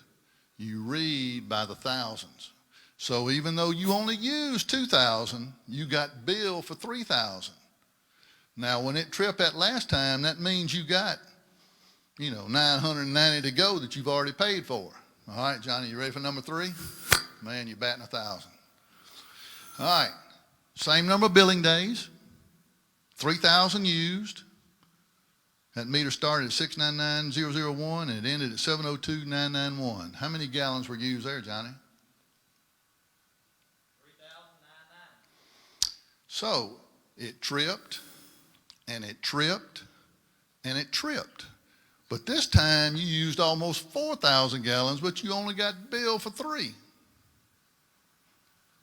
Please, I'd like to see some heads nod of, I got it. Now, I understand. I got it. The banker says this isn't rocket science, right? Okay, you call the state auditor. There you go. That's right. You owe us water. All right, example 4. 29-day billing, usage 3,000, 702,806 minus 699,350. 3,510. Now, I'm especially fond of examples 5, 6, and 7. I got to tell you, I loaded the wagon. So you're going to really enjoy this next little conversation. So yes, 3,000, but you were billed for 3,000 because it tripped, and it tripped. Everybody got that? I have to ask 3 times. Sometimes your water department guys over here don't. You got it, Randy? Got it. Okay. All right, Johnny, here we go. Example 5. That meter started at 699,010 and it ended at 699,990. How many gallons were used? 908. No trip. How can I get a water bill for 0? I took a chewing walking the streets of Cross Gates from a lady who will go unnamed. Not a chewing, it was a polite fuss. Look, there's 3 of us in this house, blah, blah, blah, blah, blah, blah, blah, blah. And I said, yes, ma'am, yes, ma'am, yes, ma'am. Yeah. And I try to explain it. It's a difficult thing to explain. You used almost 1,000 gallons, but your usage was 0 because it didn't trip 1,000. That make sense? Okay. Seems simple enough. Mike?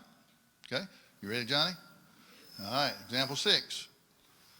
So 700,999 minus 699,995. What's that come up to?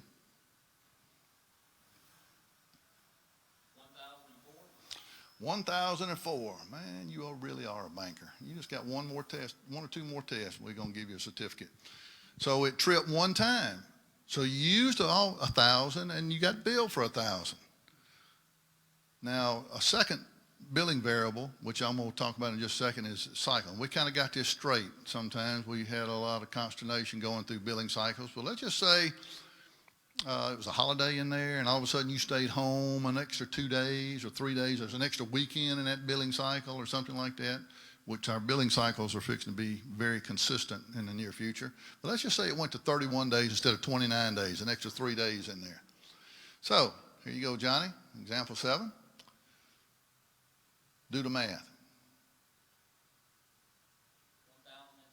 1,002. 2 trips on the meter. You got billed for 2,000. So for 5, 6, and 7, I'm showing you how these 10,500 meters we got out there, some of them are getting A, some of them do go bad. Some of them read low, some of them read high. 3 bills, almost the same number of days, used almost exactly the same water, but you got billed for 0 and for 1,000 and for 2,000 because of how that meter trips. It's the way it is. There's nobody doing any monkey business with an Excel spreadsheet in the water department. Okay? Pardon? We're going to talk about, that's a great question. Thank you. We're going to have some conversations about that. Well, can you say that they're not reading accurately by the thousand? They are reading, the majority are reading accurately by the thousand.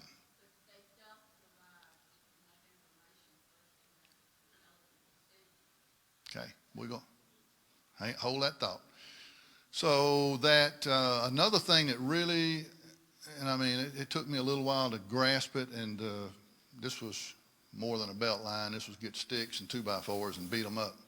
You know, we had to say, look, it doesn't matter to me if you ride out there on New Year's Eve.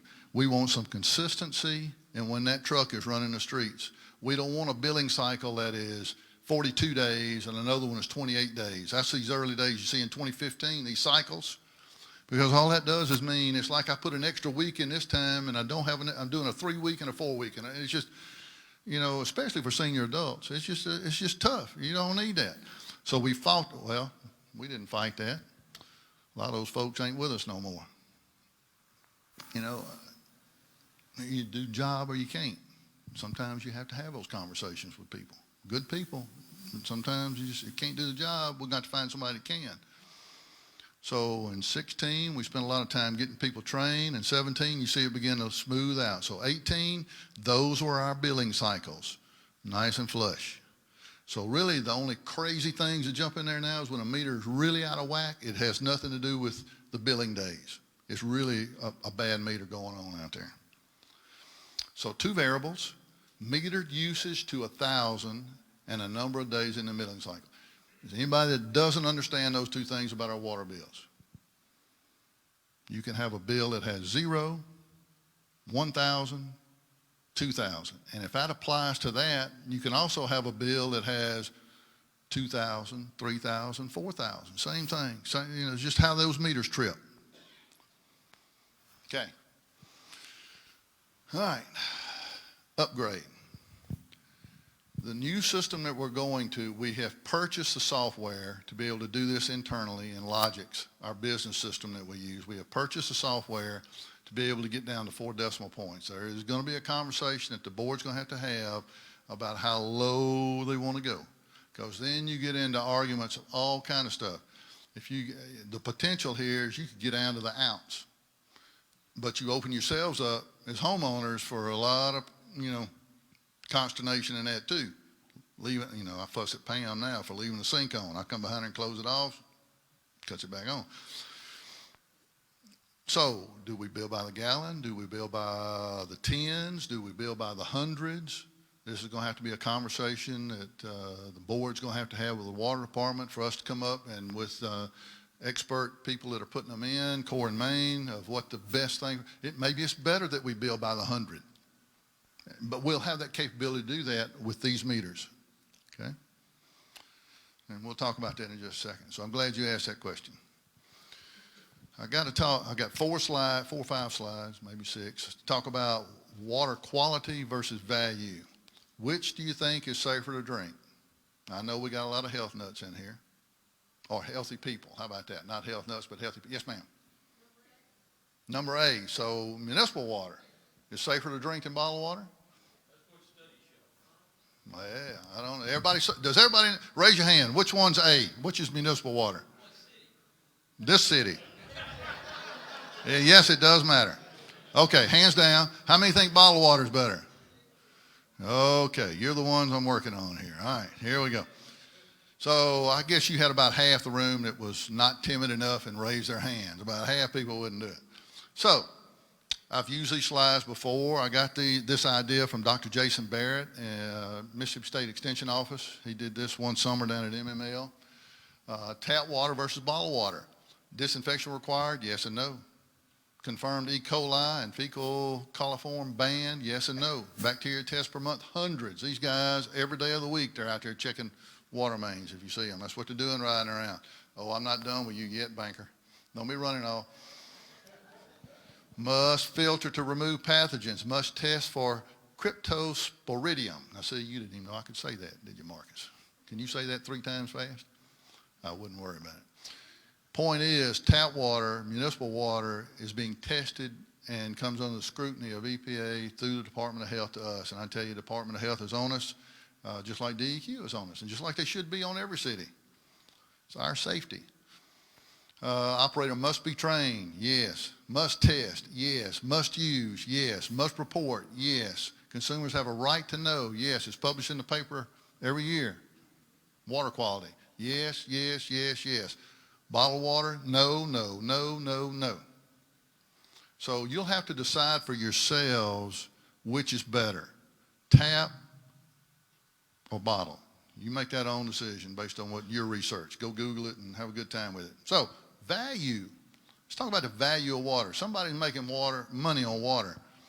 I can remember 1972, 1971 in Kentwood, Mississippi, when the Japanese came in and there was an artesian well over here, and they bought the rights to it, and they said, you know, we're going to bottle water. I said, for what?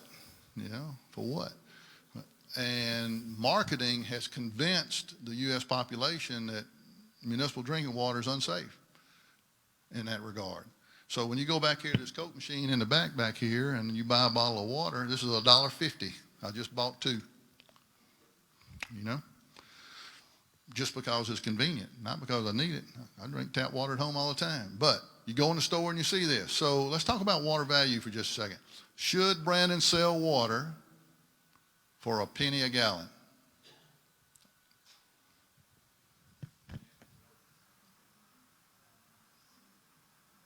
You be quiet, you're an engineer.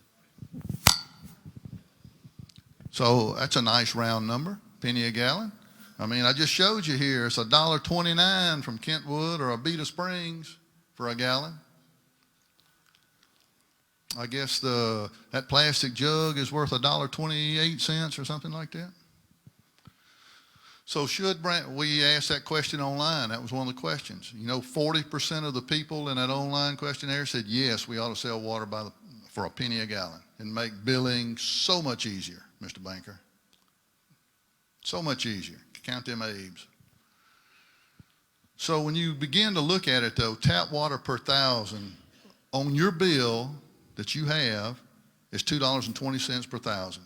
All you got to do is divide it out.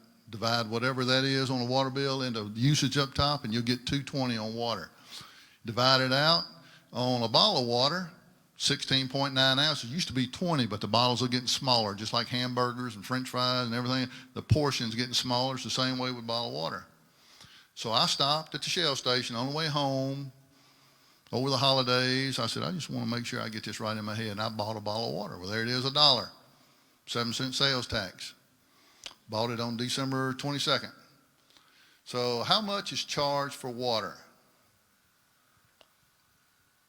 A, B, C, or D?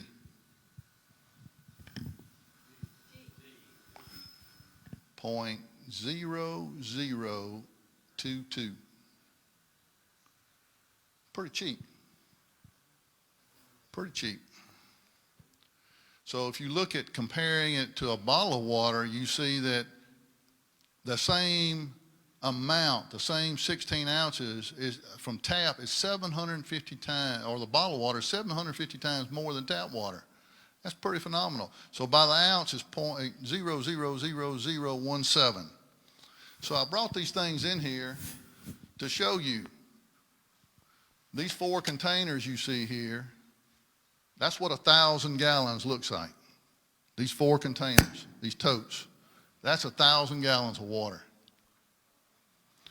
If you bought a case of water, which I did this late this afternoon, that's what you'd pay. And if you bought 2 gallons of water, that's what you'd pay. So the value is pretty astounding when you get to look at it. Do you have to go to the store to buy water? Well, if it's on a shelf, yeah, but this is in your home, delivered to your house 24/7. Pretty good deal, in my opinion. So let's talk about sewer, West Rankin and city sewer. That SO1 should be city sewer. How much is charged for sewer? Well, if you answered 2 correctly, is it A, B, C, or D? Nobody gonna guess at this one, huh? I don't need you yet. You stay right there.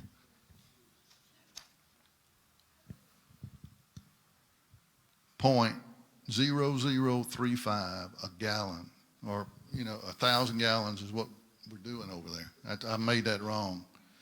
So, pardon me? Yeah. Can we charge tax on it is what I need to know. Can we charge tax on that? So there's two fees on here, West Rankin and City Sewer. I want to go through those. The Comparing of Jackson, had a friend in Jackson that sent me this bill. That shows their wastewater minimum charge is 29 something, 29.65, 95. Where ours is based on 1,000 gallons of flow, how much water goes in. Now, please, don't anybody else leave the room. Say it slow. How much water flows through your home is what's assumed to flow out of your home back into the system. So common sense tells us that's how much the check we're writing to West Rankin is how much we're flowing through our homes and businesses, schools, and churches. That make sense? It ain't that way. And I'm going to show you why. But it's hard to understand. So please make me slow down. So that's a Jackson rate. That was in December for what they charge for their sewage treatment on that side. Garbage, again, this is 5 rates on one invoice. What do we charge for garbage? A, B, C, or D?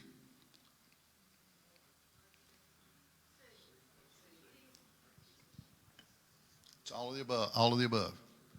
So you think about that now. That truck comes by your house twice a week.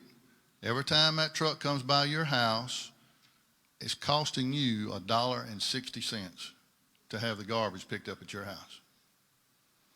Now, when you break things down and start looking at them like this, you go, not so bad, is it? So when you look at the garbage rate for the city of Jackson, it's $24 a month, where ours is $13.75 a month.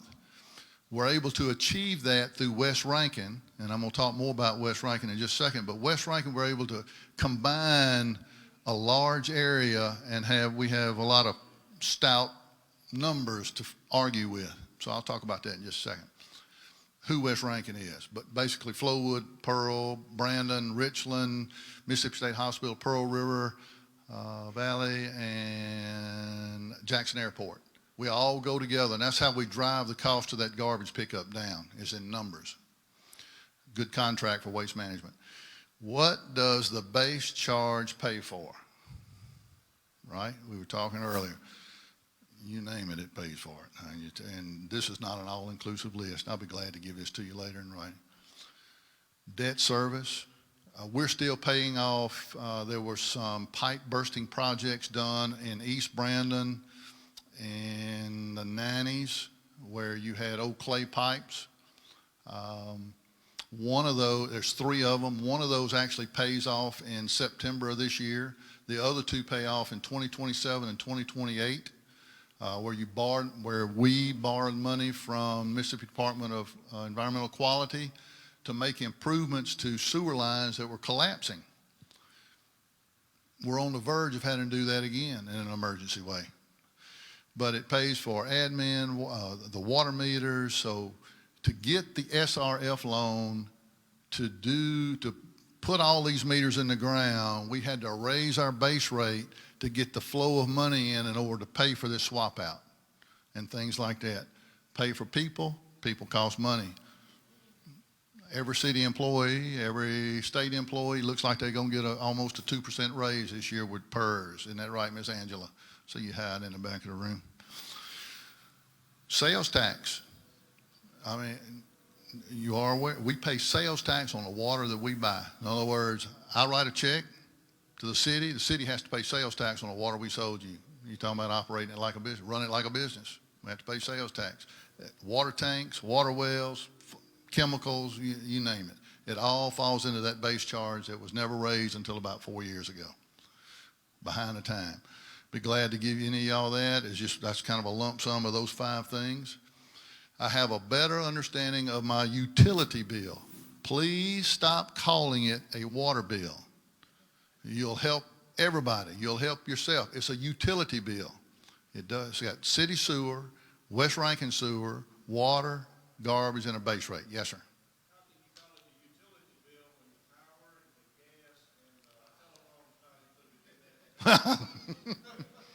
We'll work on that. Yes, ma'am.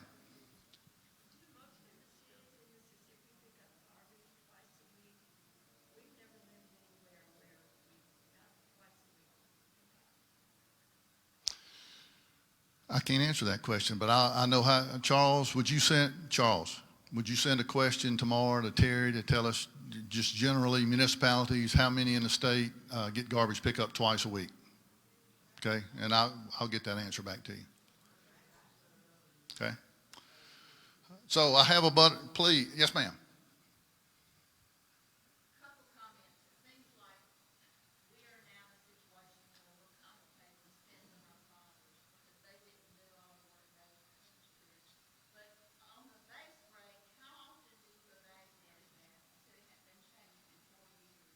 No, man, it hadn't been changed since the 80s. I mean, we changed it 4 years ago. Looking back, it'd been a flat line all the way back to like 1983.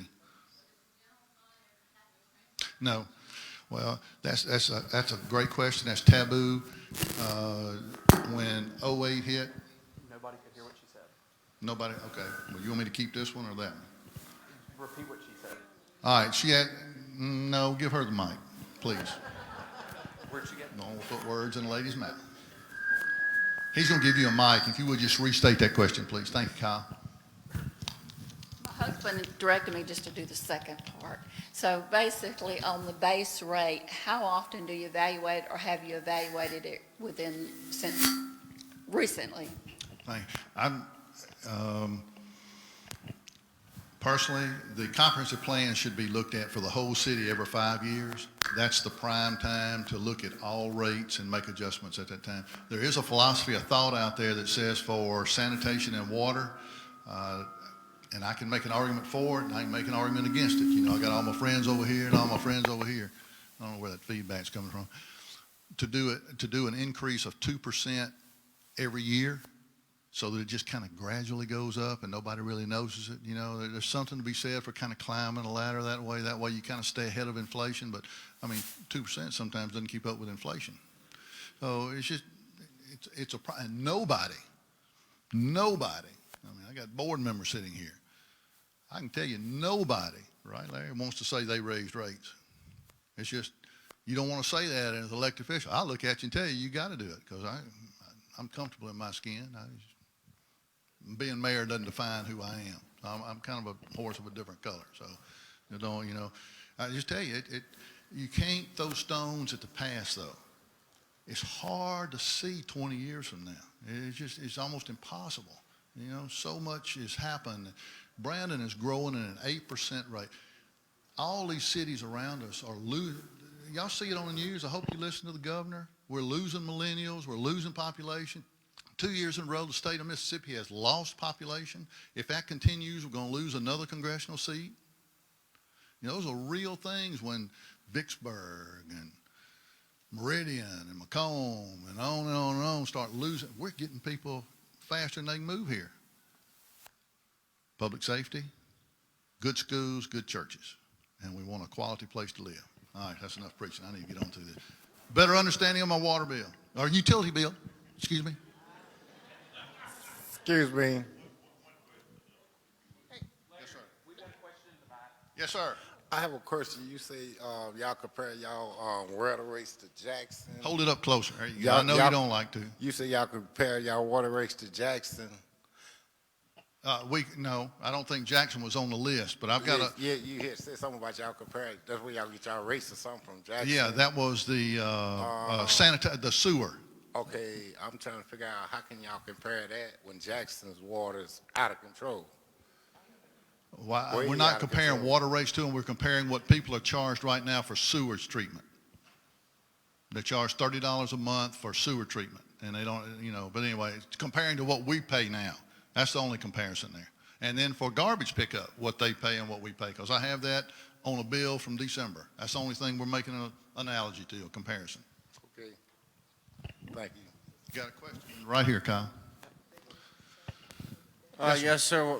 I live in an apartment building, and so I only have water and sewer, and it just comes on one bill.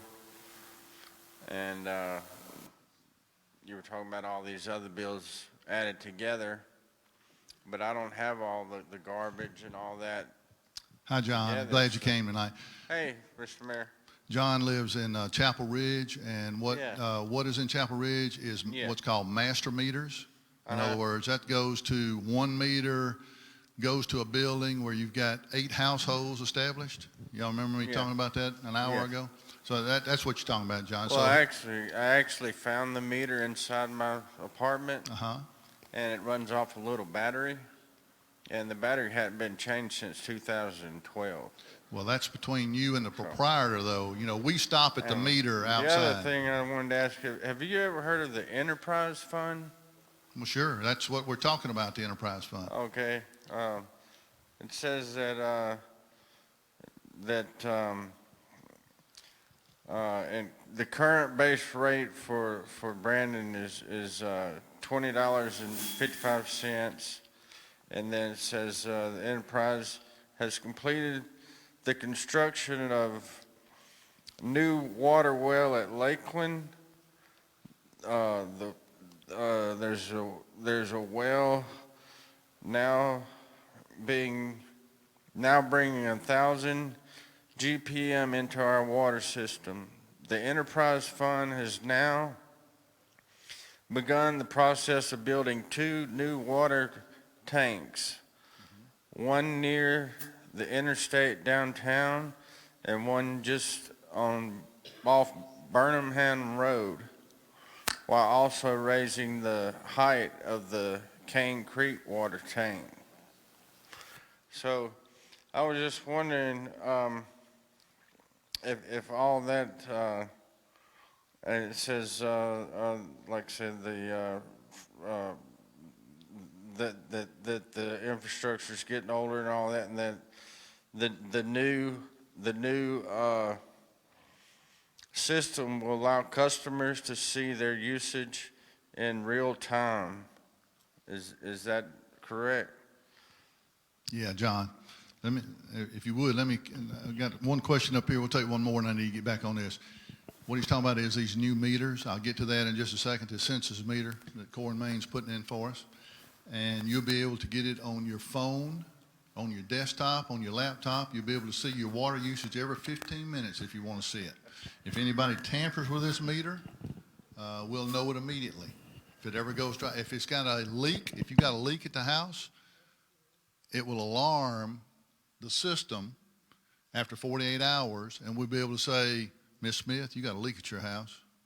Are you aware of a leak, or have you got something going on we need to come? Rather than waiting 2 billing cycles down the road to say you got a leak at your house, we'll know it in 48 hours. So it's doing those kind of things. Yes, sir. Right here. Go ahead, go get it.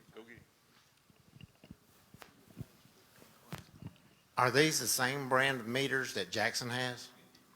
Just checking. No, sir. No, sir. Yes, sir. I'd like to make one quick variation in my question. I live over at Springtree. We have 5 meters that are dedicated for landscaping.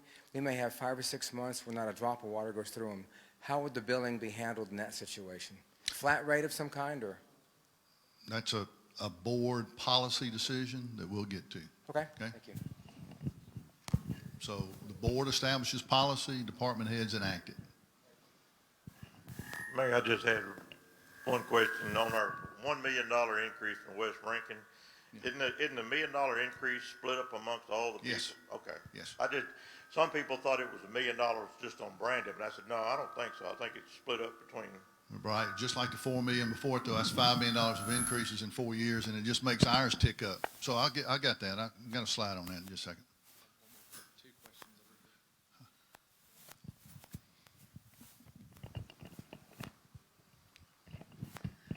I wanted to tell you, one day, my doorbell rang, and I went, and it was a gas company, and he said, Mrs. Robinson, you have a gas leak. And I said, well, I don't smell any, but it's on computer, and he told me I had a small leak, and one of the other neighbors had one.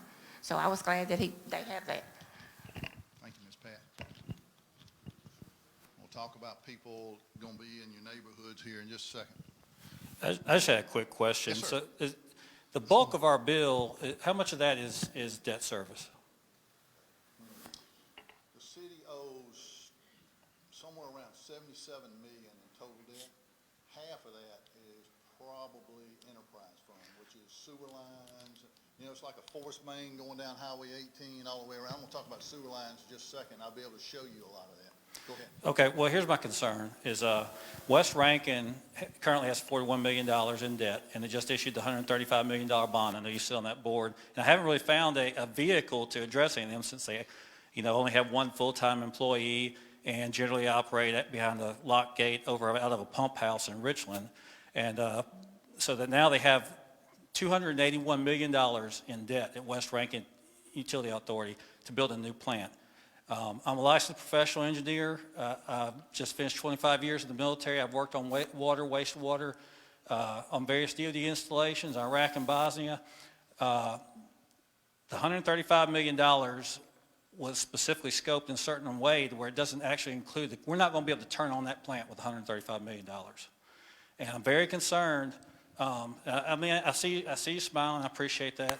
And I think, but there needs to be a harder look taken at what the true cost of that plant is going to be, because it's on the east side of 49, and we're going to have to get the network to go there because it no longer goes. Now, I see there will be changes that have to be made. There's not already an existing network with a valve that you just turn on to the new plant. I'll wade off into every bit of that. Okay, and there's not a discharge point either. I know they said Yes, it is sir, yeah. existing. We've got a discharge point. You've got one permit. There's not. The apparatus to physically pump everything over there. It doesn't exist yet. Yes. But bottom line is, right now you have $281 million in debt. Our bills do not reflect that $135 million in debt right now. In 2021, so right now, 2018, they have $9 million projected in income for West Rankin Utility Authority. According to this bond, their projected income in 2021 is $12 million. In 2023, it's $19 million. There's only one place that the income comes from, and it's from our bills. I read through that, and it just kind of took me back. But I hope there's a plan because we're also going to have to pay salaries for folks to work at that plant. We're going to have to pay all the materials for processing the wastewater, and then you're going to have a biosolids contract as well, which has been a disaster in Jackson. And I would just hope that everybody at the board and yourself would take a look at what happened to Jefferson County, Alabama, when they did the exact same thing that we're doing, when they overbuilt their wastewater infrastructure. It ended up in bankruptcy. We don't have the population to support what we're doing, and it's going to be an issue. I mean, we can always just pay higher bills, I guess. But if I could just say one thing, just please take a look at what happened with Jefferson County, Alabama, because it's the exact situation that we're facing. And thank you. I mean, I appreciate it. I didn't want to play stump the chump. I'm not trying to embarrass you or anything. It's been really on my heart. I've been in a couple of meetings before, and we weren't allowed to comment, and I just really had to get it off my chest, so I appreciate it. I'm glad you did, and we're going to talk about that in just a second. Look, Bruce Stevens is the only full-time employee that we have. He's a Cross Gates resident engineer, and we run that place with MSI on a contractual basis, and I'll talk about that in just a second when I get to it. So, okay? So if I miss anything, any point when I start talking about it, just raise your hand and ask me again. Doesn't matter. Not going to bother me at all, okay? No. If I miss a point that you're interested in, let me know. Because I assure you, everybody in this room is interested in it. I've gone back into political announcements back into the 80s, and every one of them kind of says the same thing. Get us away from the city of Jackson. So we're right on the cusp of that. In fact, we've already awarded the contract to build it. So I'll go through those numbers in just a second. All right, so modernizing the grid. This is a couple of more slides from Haley Fizzackerly, President and CEO of Energy. Appreciate him allowing me to have these. And when he was going through it, they were talking about the magic words of advanced metering infrastructure. Kyle didn't think I could get that out of my mouth. Other states and other areas around the country have been allowed to go to a modern electric meter, one that does not require someone to go around and read it. The Public Service Commission has kind of resisted that, and it's not really a bad thing because even though we're 10 years behind, we're able to learn from other states of what the shortcomings were. So you are about to see advanced metering infrastructure. Some people call these smart meters on our homes to where they're doing away with personnel. So it reads to a transmitter, to a 5-watt, and downloads. And that's kind of what this system that we're going to does. Water system. So all this stuff he was talking about piqued my interest. So the future energy grid will be a connected grid, be all connected. And technologies care. You know, I saw something the other day. What was it? 40% of the jobs going forward in the next 40 years are going to be centered around artificial intelligence. It's kind of spooky when you think about it. And that's why people are being able to choose where they live rather than the old focus of find a factory job and go live by it. All right. Advanced meters, they're electromagnetic. They don't have moving parts in them. The installation, we kicked it off this past week, and installation starts this next week. Weather have been, unless it's 10 degrees, they'll be out there. We've already got, on our side, Tim Martin has already got all the meters located. We're fixing to rock and roll, and somewhere between 120 and 150 days, this project ought to be over. Sean, am I out of bounds in saying that? Nodding his head, okay. So, going back to that slide I showed you 2 hours ago, we've grown to the point where an AMR, an automatic read system, or somebody walking around meeting readers, or even a truck driving around just can't do it all. We got hundreds of miles in the street. It takes 4 days sometimes. Imagine the guy that normally drives, get somebody else, they go a different route. It's just problematic. It gives us problem in billing of our utility bills. See, I'm getting better. So 0 to 200, you can walk around and read them manually. Then you walk up with a little wand to read your meters is the next version. When you start getting a little bit bigger water system, you get down to 4 to 8,000, and you can do a drive-by system. All that's RF, half a watt Bluetooth system that's reading from the water meter to the truck when it goes by. That's this Badger meter is what we have in the ground now. This is what you have at home. There's a little wheel on it, spins around. And the last one is number 4. You go to advanced metering infrastructure, 24 hours a day. You'll be able to, at 2 o'clock in the morning, when you wake up, you can go look at your computer and you can see how much water you used in the last, 15-minute increments. It'll tell you how much water you're using. Pretty neat stuff. We'll be able to do, instead of driving around and creating bills for 4 days, you'll be able to hit a button and do consistent billing. So we've got to decide, is it the 10th of the month at 2 o'clock? We hit the bill. That's when bills are generated, utility bills. Be very consistent and timely with that. That's going to help a lot in a lot of, and it has a tamper-proof thing on there. If somebody goes to monkey with it, a gentleman that was back in the back a while ago was talking about Jackson. I've got an article somewhere. Be glad to share with you if you'll ask me for it later. They had 20,000 customers in Jackson. 20,000. That no bills, weren't paying anything. They estimate just the lost revenue on that's $20 million.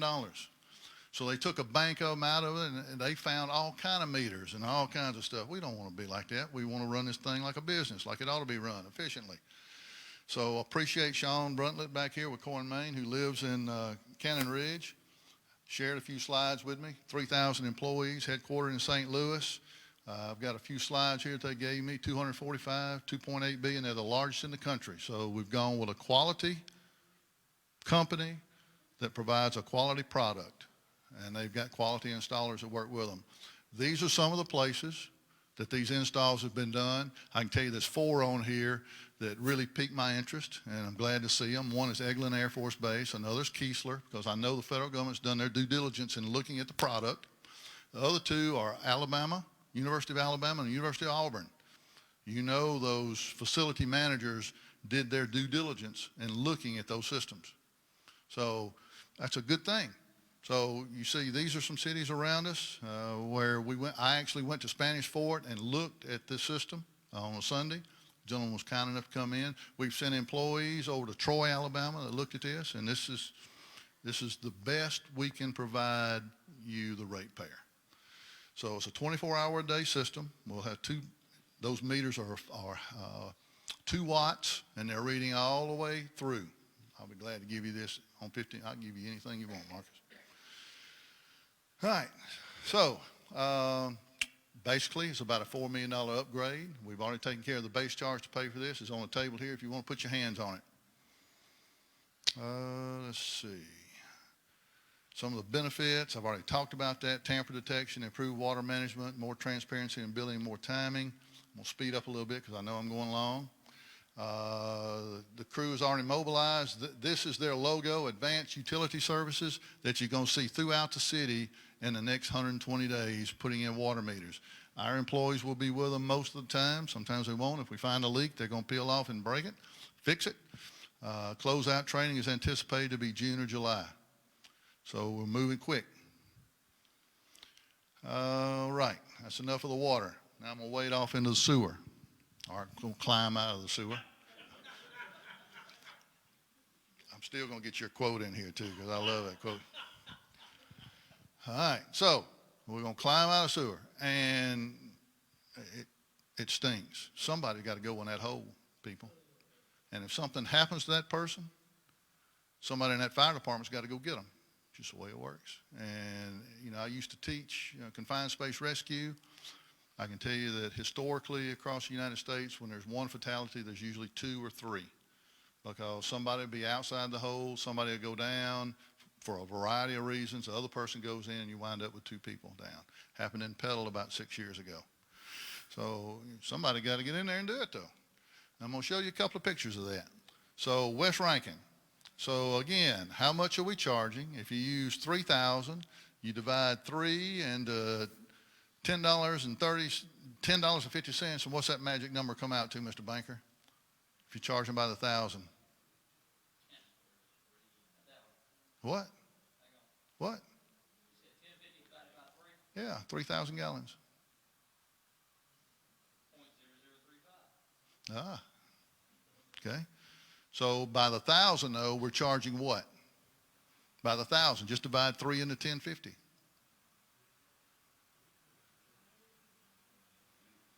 Now, Home Depot was kind enough this afternoon to allow me to borrow that plastic septic tank. I don't know about using a plastic, but that is 1,000 gallons.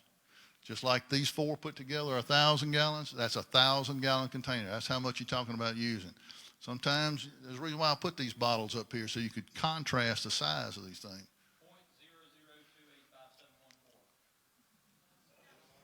No, three, not 3,000, 3 into by the 1,000. Thank you. It's the new math. All right. So our rate is $3.50 per 1,000. $3.50 per 1,000.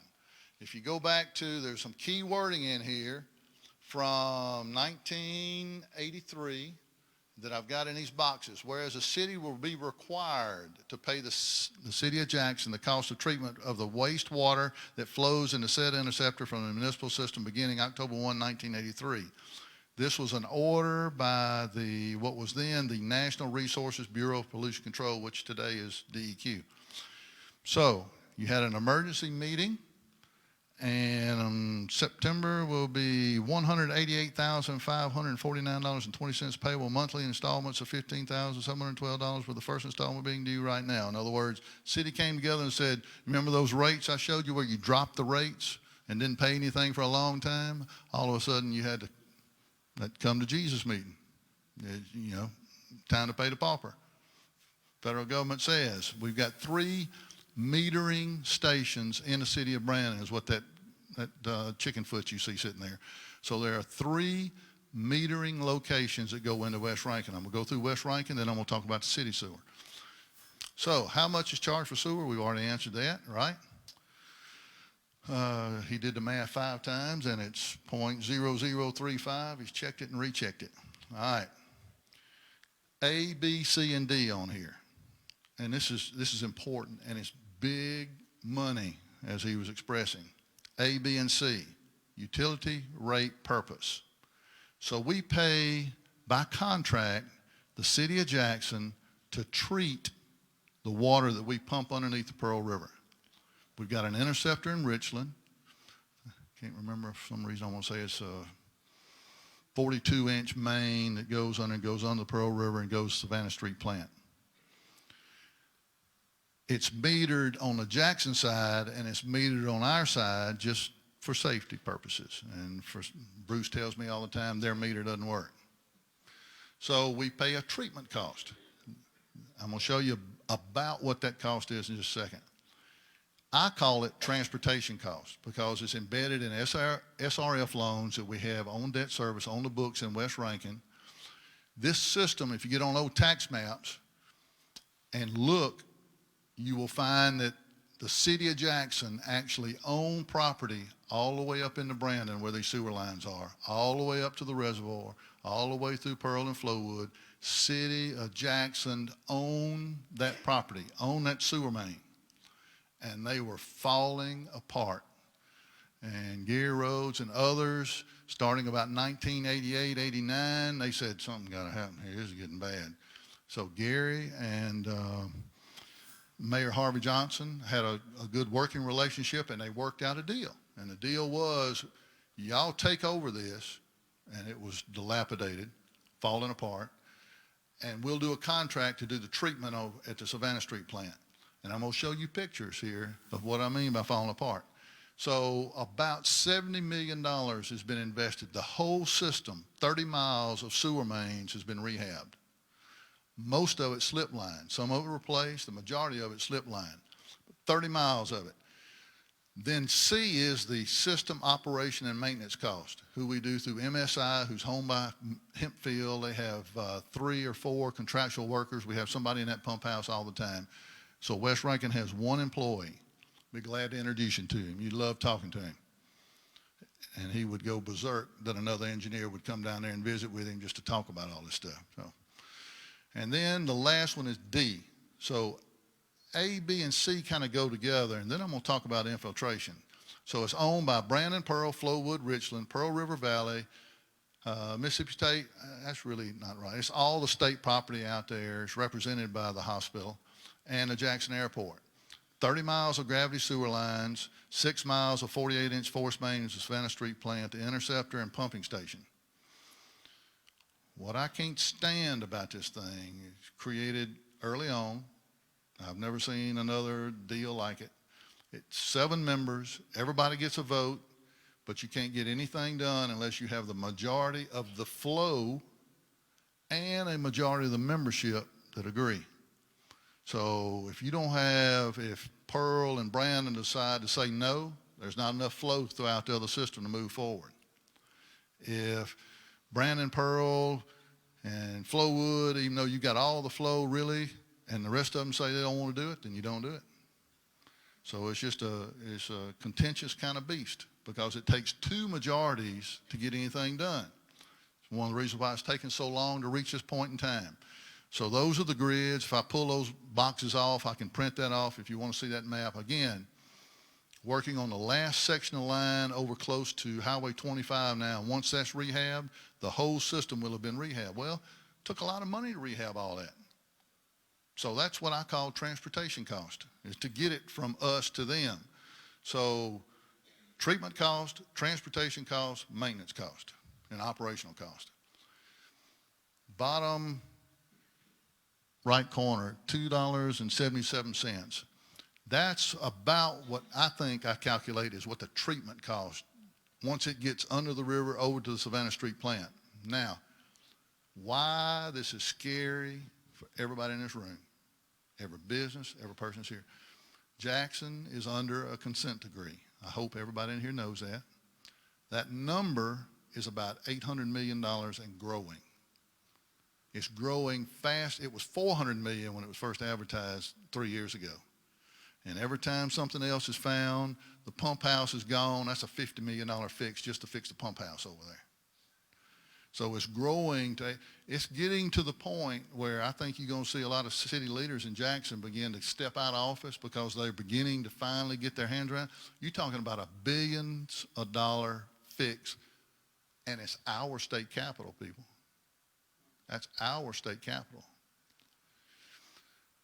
If that sewage treatment facility falls into, all of a sudden, say they got their act together and they geared up and they started doing rehab and they started building, we were in a situation where we couldn't have gotten out of it. We would have been tagged. We're 25% of their flow. If they had been under construction 4 years ago, whatever it cost, we would have been on the hook for an $800 million fix. Now, a lot of that is their force mains and sewer mains getting there as well. Yes, sir.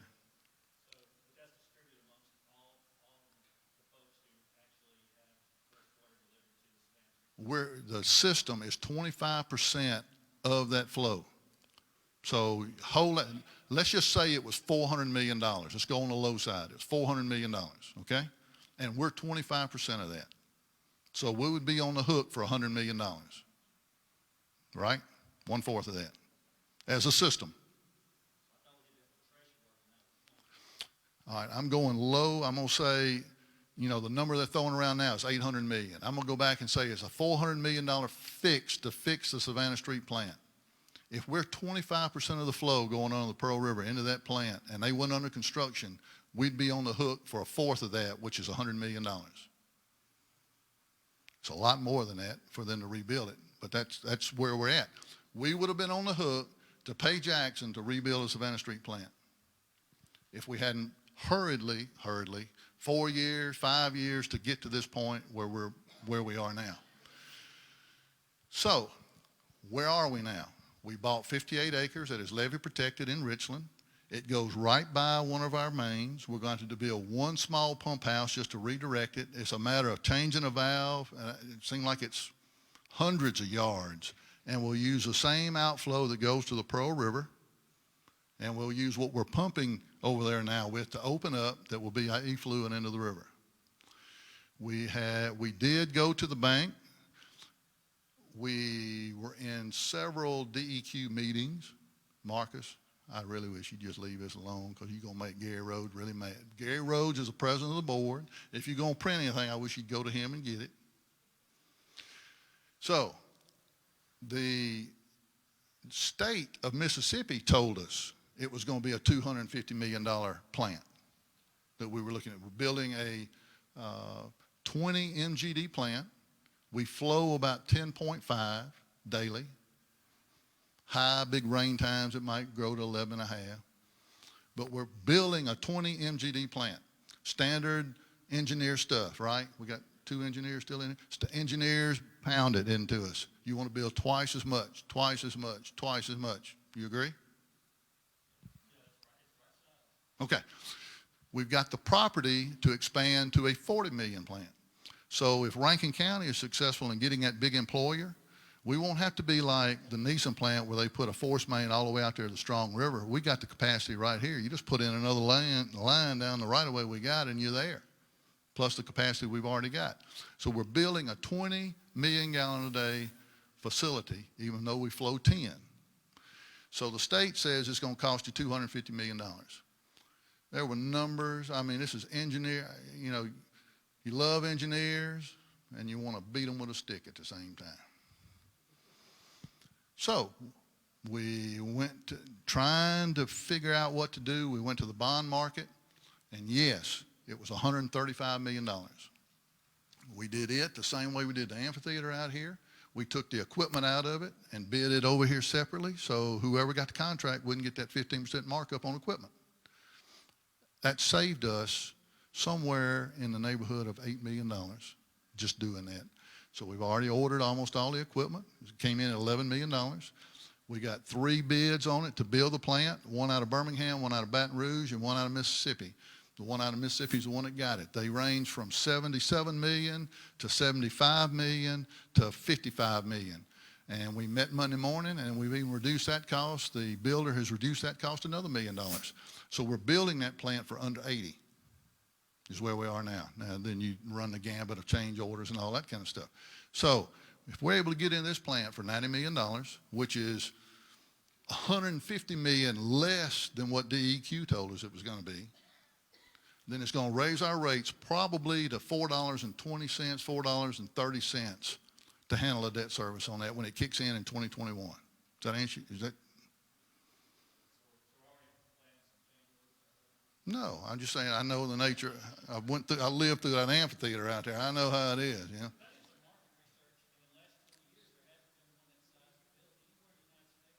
I'm just telling you, we already got the bids. We've already awarded the bids.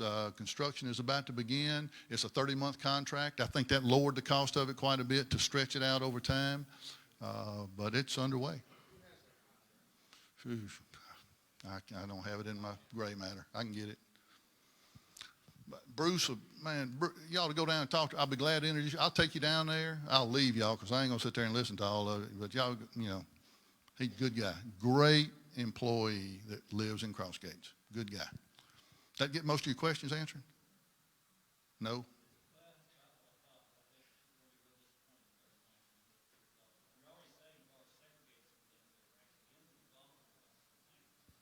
I'm sorry. Segregate, do what now? No, that's in there. No, no, we've already bid, all that's bid out. It's $11 million.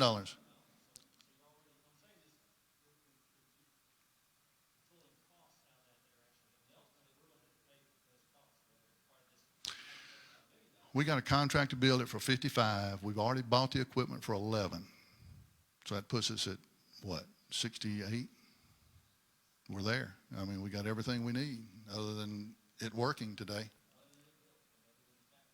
Well, I know. No, that's all. Which is just for everybody in here, which is so far away from DEQ saying what it was going to cost. And we didn't know either. Now we do. I really wish you'd go talk to Gary, but don't you quote me. I'd appreciate if you just don't quote me because steals his thunder, don't like stealing a mayor's thunder, and not a good thing. So now I'm going to get, you remember, there's those three things, A, B, and C.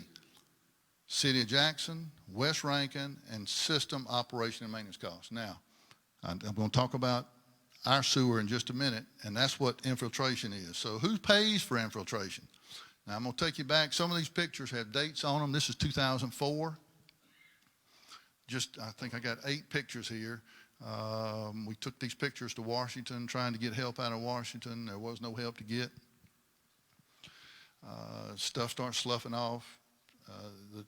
The two key things you need to remember in sewer is H2S, hydrogen sulfide, which when it contacts water in sewer, it sticks on the side of the pipes, turns into sulfuric acid, and that just has a detrimental effect on concrete because, you know, you got calcium there and it's going to eat it up.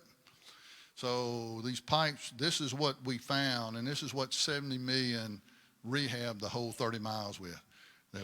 This is the kind of stuff that we were looking at. It was just, here's what it was. Active leaks everywhere. This is inside of a pipe where it just finally gave away and sank in over and over and over, everywhere you go. Now, these are horrible pictures. These are big pipes, 44-inch. Before I get done with this, I'm going to show you some video where you're almost on the verge of this in Brandon in Cross Gates.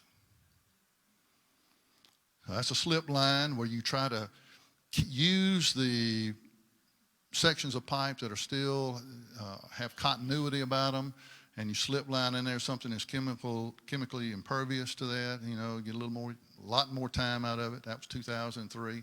And muffin monsters.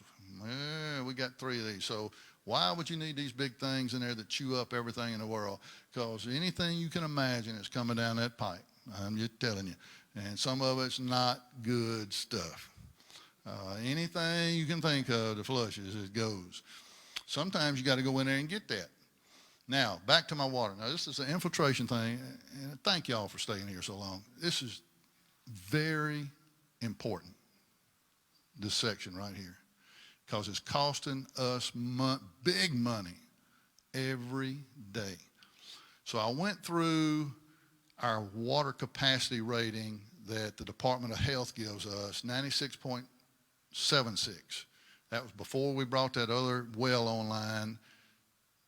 Hope it gets us back down to 91 or 92, prayerfully, this summer, till we get the tanks up in the air. And you go down there where I got the yellow dot, and that is how much water we can pump out of the ground daily. How much water we can get out of the ground daily. So if you take the tanks we got, Highway 471, Overby Hospital in the hills, and you add all that up, our capacity is about 1.3 million gallons that we can put in the air.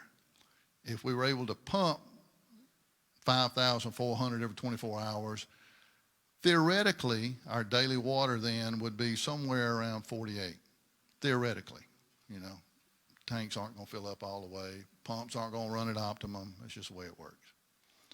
So, infiltration, where the star is at. Who pays for the infiltration costs? We do. How do you calculate it? There is no calculation. The only calculation on this is the 3 metering stations that West Rankin has at those 3 entry points. Because when it leaves our sewer, then it becomes them when it goes through that metering station. So the question I'm trying to get in your mind is how much rainwater is getting in that sewer that's getting in there, because that sewer can't differentiate between rainwater and black water. We treat it all the same. I'm going to show you some numbers that are going to scare you. I've got my calculator down here. You better clear your mind here, sir. So we go from infiltration to talk about capacity and how much we can flow, theoretical water available, and we come down here to the bottom. So 1 million gallons, maximum flow. Well, I go out here at the yellow at the very bottom. I go over all the way to the left, and I see in 18 our billing is based on that many million gallons. Brandon is about 21% of what West Rankin shoves under the river to Savannah Street plant. So our metered sewer floor is 20% of that 3620. When you bring that down, that comes to 757 million gallons. You bring that down to a month, divide that by 12, you're at 6314. So we can flow, if we filled up every bathtub and tank we had and pumped everything out of the ground, we could flow 48, but we're flowing into West Rankin 63. That's 15 million gallons. And we're paying to treat that too. At $3.20, $3 and whatever. So these orange things you see over here, the top left corner, those 4 boxes I get from Bruce. And I calculate back around. So I come out here and say, January, I wrote a check to West Rankin for $167,181. If we could reduce that 24% by $40,000, our annual potential savings are $481,000. We've got that much infiltration going in the system. This is nothing new. Board's heard about this before, and we've been actively working on these things. The long story I like to tell you, and a lot of you didn't see this, was Crossgates Lake, and I'll have that in here in just a second. So that's West Rankin. A lot of infiltration going in it. We pay for through our utility bills.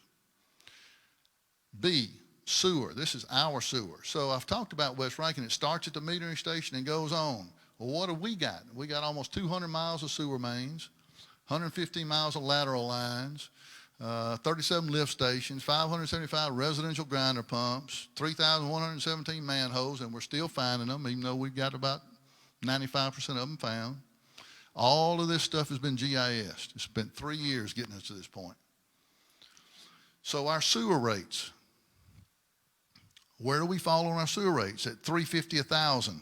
Our new Brandon rate is $350 a thousand down there inside the city. So we compare to Flowood, Madison, Starkville, Brookhaven, Olive Branch, Ocean Springs, Natchez, Vicksburg, Florence, Meridian, blah, blah, blah.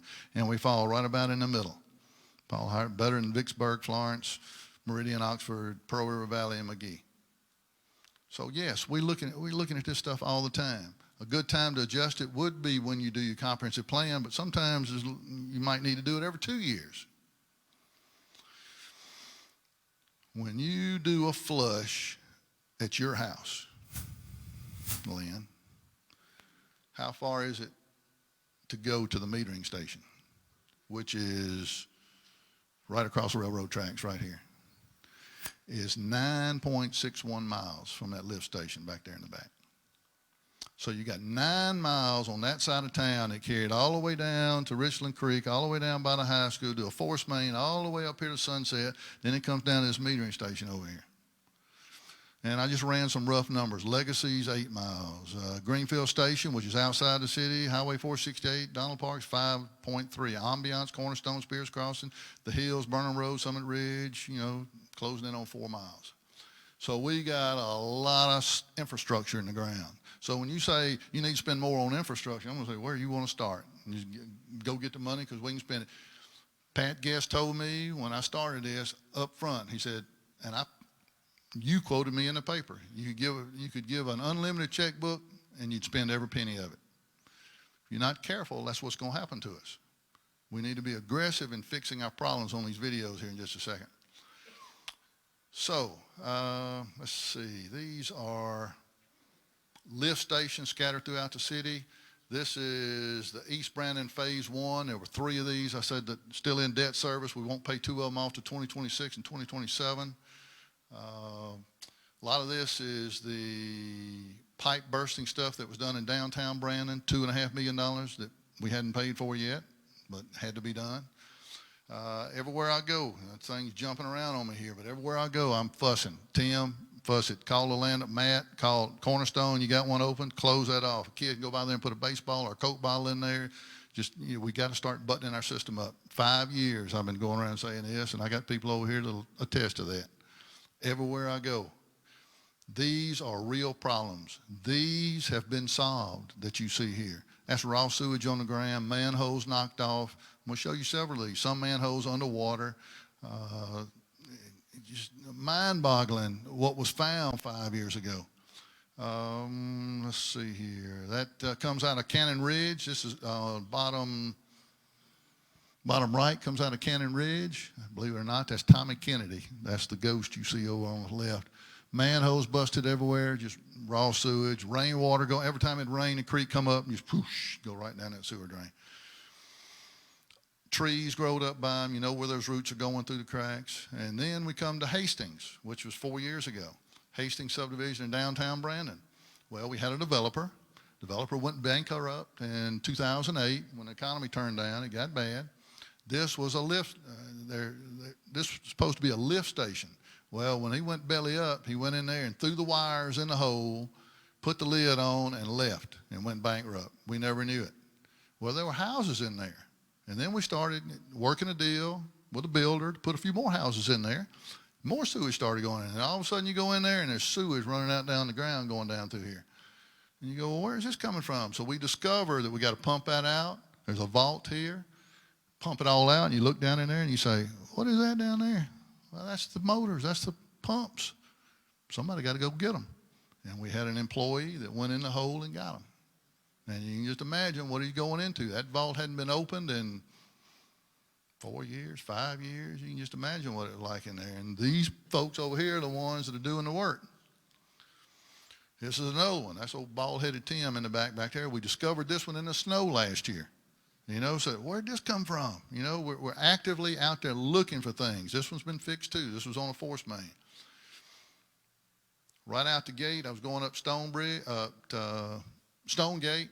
in the rain, and this is water boiling out of manhole covers. Where's it coming from? What's going on? Uh-oh, there we go. There's my video. Doggone it. Andy, I think my clicker's going dead here. There we go. I've used this once before. I'm going to talk you through it. So water's boiling out of manholes and storm water and rain's boiling out the top. So we get in here and say, we need to go look at this. Now, I can imagine what this cameraman's thinking. He's going, what is this? Never seen anything like that before. I'm going to show you what it is when we get it out. So this is an old story. I've used it before. We cleaned out. It took us 2 weeks to clean out the main. It was half full of everything you can imagine. And you see all this water coming in. I'm going to tell you, I'm the one that first found this. I go out there on that spillway and I'm looking and I dig underneath that concrete slab and I see a hole in this concrete pipe, and this is the hole you see right here. This water coming into this pipe, this is dry. It's not raining. This is water going underneath the slab and going into our sewer line. This sewer line was built in the 60s. These are 3-foot joints. They hadn't been used since the 60s. You see the black up here? That's how full of everything this thing was. So we cleaned all that thing out. Imagine how much water is coming in there, Johnny.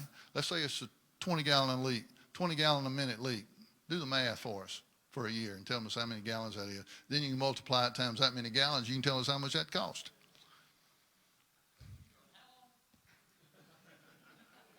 hey, that thing could be running since Carl Rayford built that lake and, huh?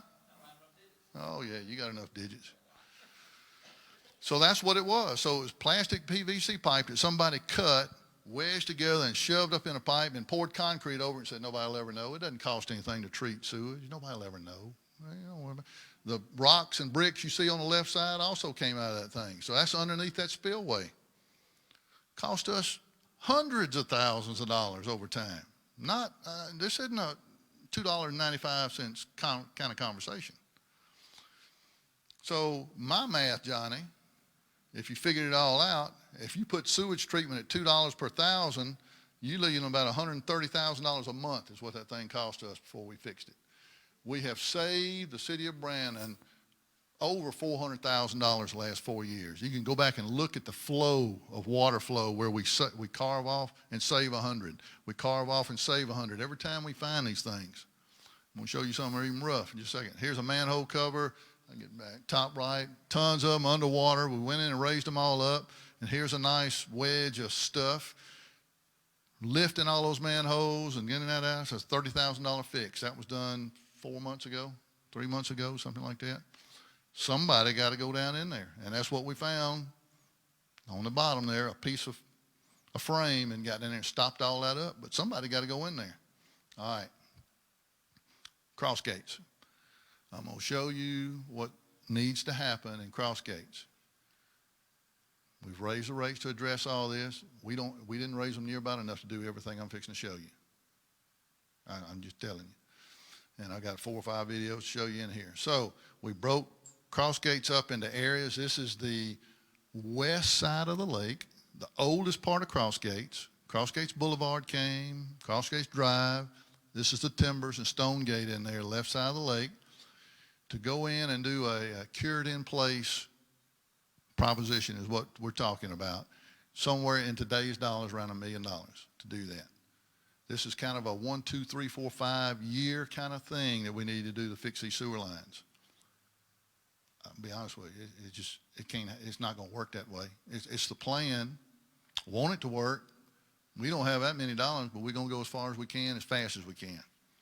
So we'll get the first one done, and we'll pause and look at the next one. Then we'll get the next one done, and we'll pause and look at the next one. That's in today's dollars. If any of you are in construction or anything else like that, you might as well add 5, 8% next year if you wait a year. So this is section 1 of the 5-year plan. That is section 2, the other side of the lake, 1.6. Now, Matt and Charles, Matthew Miller, spent a lot of time working on this, and I agree.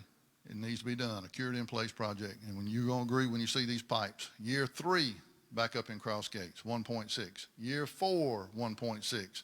Year 5, 800,000. So you see, for people that live on that side of town, they're going to be going, why in the world are you spending $6 million over there on that side of town? It's all of us, okay?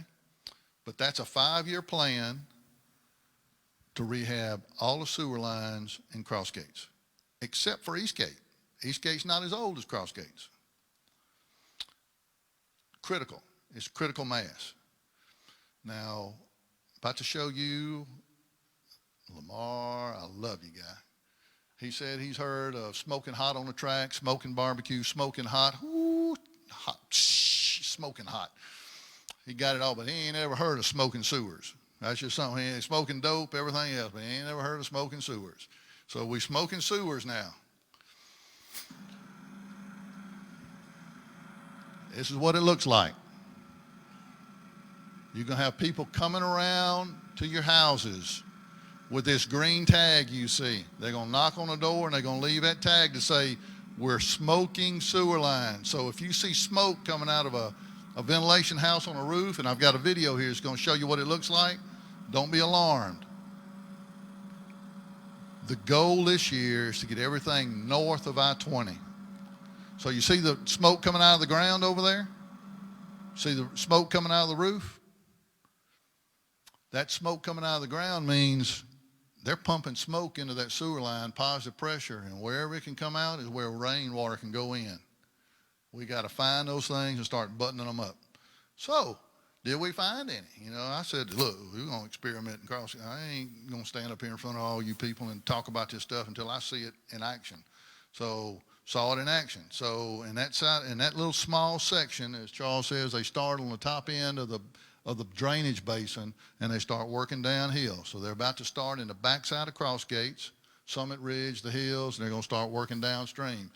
These are problems that were GIS'd, where that smoke was coming out of the ground, and they clipped that over here to Tim. He plugs it into our GIS, and all of a sudden we got work orders generated to get out there and start getting stuff fixed that we would have never known they were there. I'm going to show you 2, 3. All right, so here's smoke coming out of the front man's yard. Where's that smoke coming from? Well, that whole front yard drains into that hole, and we pay on our utility bill for that. So here you come back around, there's a smoke generator. You look over another front yard, and there's one over another front yard right by the front door. What, you see the smoke coming up? So they're going around finding these all over the city. Q Solutions. We try to keep our employees with them everywhere they go. So the cameraman did a fair job on this one. Little red flag, and you see there's a hole. He doesn't care. He better care. Well, he'll learn to stand. You know, we got to start buttoning those things up. So here's another one. So this is East Haven Lake, kind of like Cross Gates Lake. 1, 2, 3. Somebody looks and says, wait a minute. There's water coming out of that drain over there, but there's no water in the ditch. Where's that water going? This ain't rocket science. You know, it's being a plumber. You know, it flows downhill. Where's the water going? So I go over and start digging around with a shovel, and they say, it looks like it's going in the ground right here. So they go get a hoe, open it up, and lo and behold, what I've got circled there, they say, hey, man, there's holes in that pipe. So they open the whole thing up, and sure enough, it's like when they built the house and took a backhoe, they reached out there, oh, we're going to cover that up, and we're going to hide that, and we're going to come back, you know. And that's exactly what they did. House was built. Matt ran these numbers for me. So you see the numbers on here, 29 years of infiltration. Just simple calculations. 14.4 seconds to fill a 5-gallon bucket. Fill a 5-gallon bucket. That's 20 gallons a minute, 12.48 an hour, 29,000 a day, blank a year. Flow, if you assume flow's coming out of the lake, out of that standpipe at half the year. Home built in 1989, 29 years of infiltration. Is that many gallons? Blank, blank, blank. Do the math. That's a lot of money for one sewer line that didn't get inspected. And we working on that and testing everything. That's a $4,000 fix. Here's another one.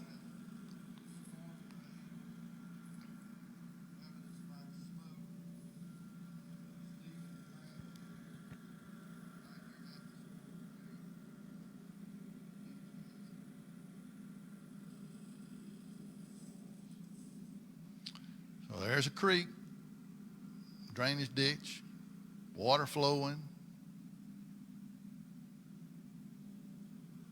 Nice, pretty neighborhood. There's the positive pressure smoke. And how long has that thing been going on? What's in there? Where they come out and dig it up, and look at there. There's a pipe with 5 holes in it. One, you can put your number 12 boot in. All that water going in that pipe. So after both of those are fixed, I go stand by the ditch and say, I wonder how much water was going in that pipe. And I took that video just to show you the water flow on a, it's dry. It hadn't rained in 3 days, but look how much water's coming out of that pond. That's how much was going down that drainage ditch, in that sewer pipe. Summit Ridge, $14,000 fix. Look at the side of the pipe. You see how it's not slick like cement? It's exposed rock. As you go down, it'll straighten up in just a second. Here we go. So now we're looking at 3-foot joints. You're going to see the joints in here. Again, that black level is where all the crud was. You got all that out of there, then you're able to camera this thing. Closed circuit TV. So every time you go by one of these little black things sticking out on the left, that's a joint. Subject to leak and water coming in. So we had a total collapse in the front yard, 104 Summit Ridge, 108. And here we go. So we get it all cleaned out. Now we got to camera this thing to see what it is. And this is where that cured in place pipe comes from. So each one of those joints is a leak. Look at there. There's not even a pipe there. It's raw dirt. If you look to the left, there's more of them. There's about 3 or 4 of them here where there's just nothing there. H2H and H2SO4 is eating it up. That is a sewer tap from a house that is falling down in there. And when you get to the end of this thing, you look around and go, and nothing here. It's all been eaten up, collapsed, and we fixed it all. But we didn't fix the underlying problem. You still got enough pipe there where you needed to do a cured in place to seal that thing off. And I'm afraid it's in a lot of places in Cross Gates. All right, 4 methods. We got multiple engineers in here. There are 4 methods to fix sewer pipes. One is just wait. Dig them all up and replace them all. The most expensive way to go. You don't want to dig everything up if you can help it. You don't want, most expensive way to go. You're tearing up everybody's driveway, yards, and everything else. You don't want to do that. So conventional replacement, dig and totally replace. Pipe bursting, that was done on that side of town. We had clay pipes that were falling apart. Slip line trenchless, you saw that with a big pipe going in. It works really big on trunk lines. And then trenchless pipe lining are cured in place. And that's what Matthews quoted out on that 5-year plan was cured in place where we can do it. So cured in place is basically you drawing it through and trying to use the integrity of the pipe that's still there. So you coming through, you pull it through. That's a pipe burst there on that little video. And you come up with a new pipe in the middle there and just be done with it. Something's got to happen, though, people. I can tell you, and this is our sewer, your sewer. This is before and after. So this is what it looked like after, and this is what it looks like before. This is another, I'm running through some of these things. I'm getting tired of running my mouth, and you're tired of listening to me. That's a slip line. This is pipe burst. This is what you want to do. Sometimes you can go in and blow it up. That little blue thing was a water leak in there. You could go in specific places and do things. But, folks, we got a lot of work to do everywhere in the city. Cleaning one out. Oop, let me back up. That was pretty good little.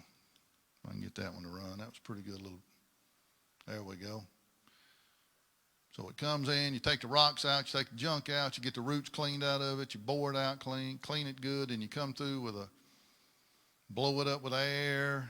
You spray down the interior of the pipe with an epoxy, you blow that thing up, and you got a new sewer pipe. You're using the integrity of what's left there to get a continuous sewer pipe. Before and after, I think I got one. There we go. All right, here we go. So all my little bean people here. So we're going to start at top left. We all got a bunch of questions about how we're going to solve all these problems of water and sewer. I can tell you the board's listening. They're listening to the grocery store, church, and gas station, everywhere else we go. We're listening to you. I understand bills. I get it. We're listening. We're looking around saying, I see bombs laying everywhere out here. Yeah, they're just everywhere, especially on the sewer side. If we lost a water well, we'd be in a pickle. We'd have to figure out a way to get through it. So we're pulling our hair out when our water department can't answer a question, or they say the same thing over and over and over again. By the way, we started a call center. You will be talking to somebody else. Our history is somebody answered the phone here when we had somebody here to answer the phone during the day, 8 to 5. And on nights and holidays and weekends, that call went to the police department. So our police dispatchers were kind of handling that too. So we took that off of them. They don't have to worry about that anymore. We've got somebody that can generate email work orders immediately from a phone call. And it's a call tree that goes to 4 people. It goes to whoever's on call first. Then it goes to Randy. Then it goes to Charles. Then it goes to me. And it better not go to me. We had that conversation. Because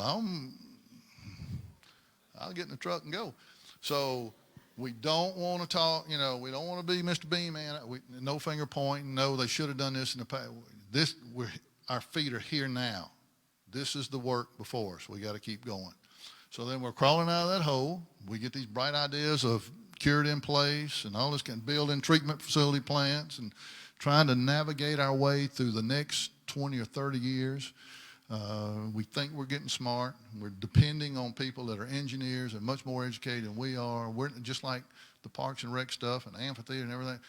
It's not coming out of our minds. We're finding sharp, bright, intelligent people that are leading us to these decisions. Okay? It's not happenstance. It's not by. So we're trying to look out there at 20 yard, and we're trying to say we want a better Brandon. That's what the Bean people say. Okay? I want it. I know you do too. You wouldn't be sitting here listening to all this stuff. That's homework. Did you find the social media in Nehemiah? Did you look? We talked about this last time. To me, Nehemiah chapter 6 is the first use of social media in the world. And it's there, 600, 800 years before Christ. And that's it, folks. So thank you, thank you, thank you for enduring this. Appreciate you. I'll be here. You got your board over here, your water department there. You got scattered people in here. If you want questions or Mike, dive right in. Don't hesitate. So thank y'all very much for being here. I hope you learned something about your city. God bless you.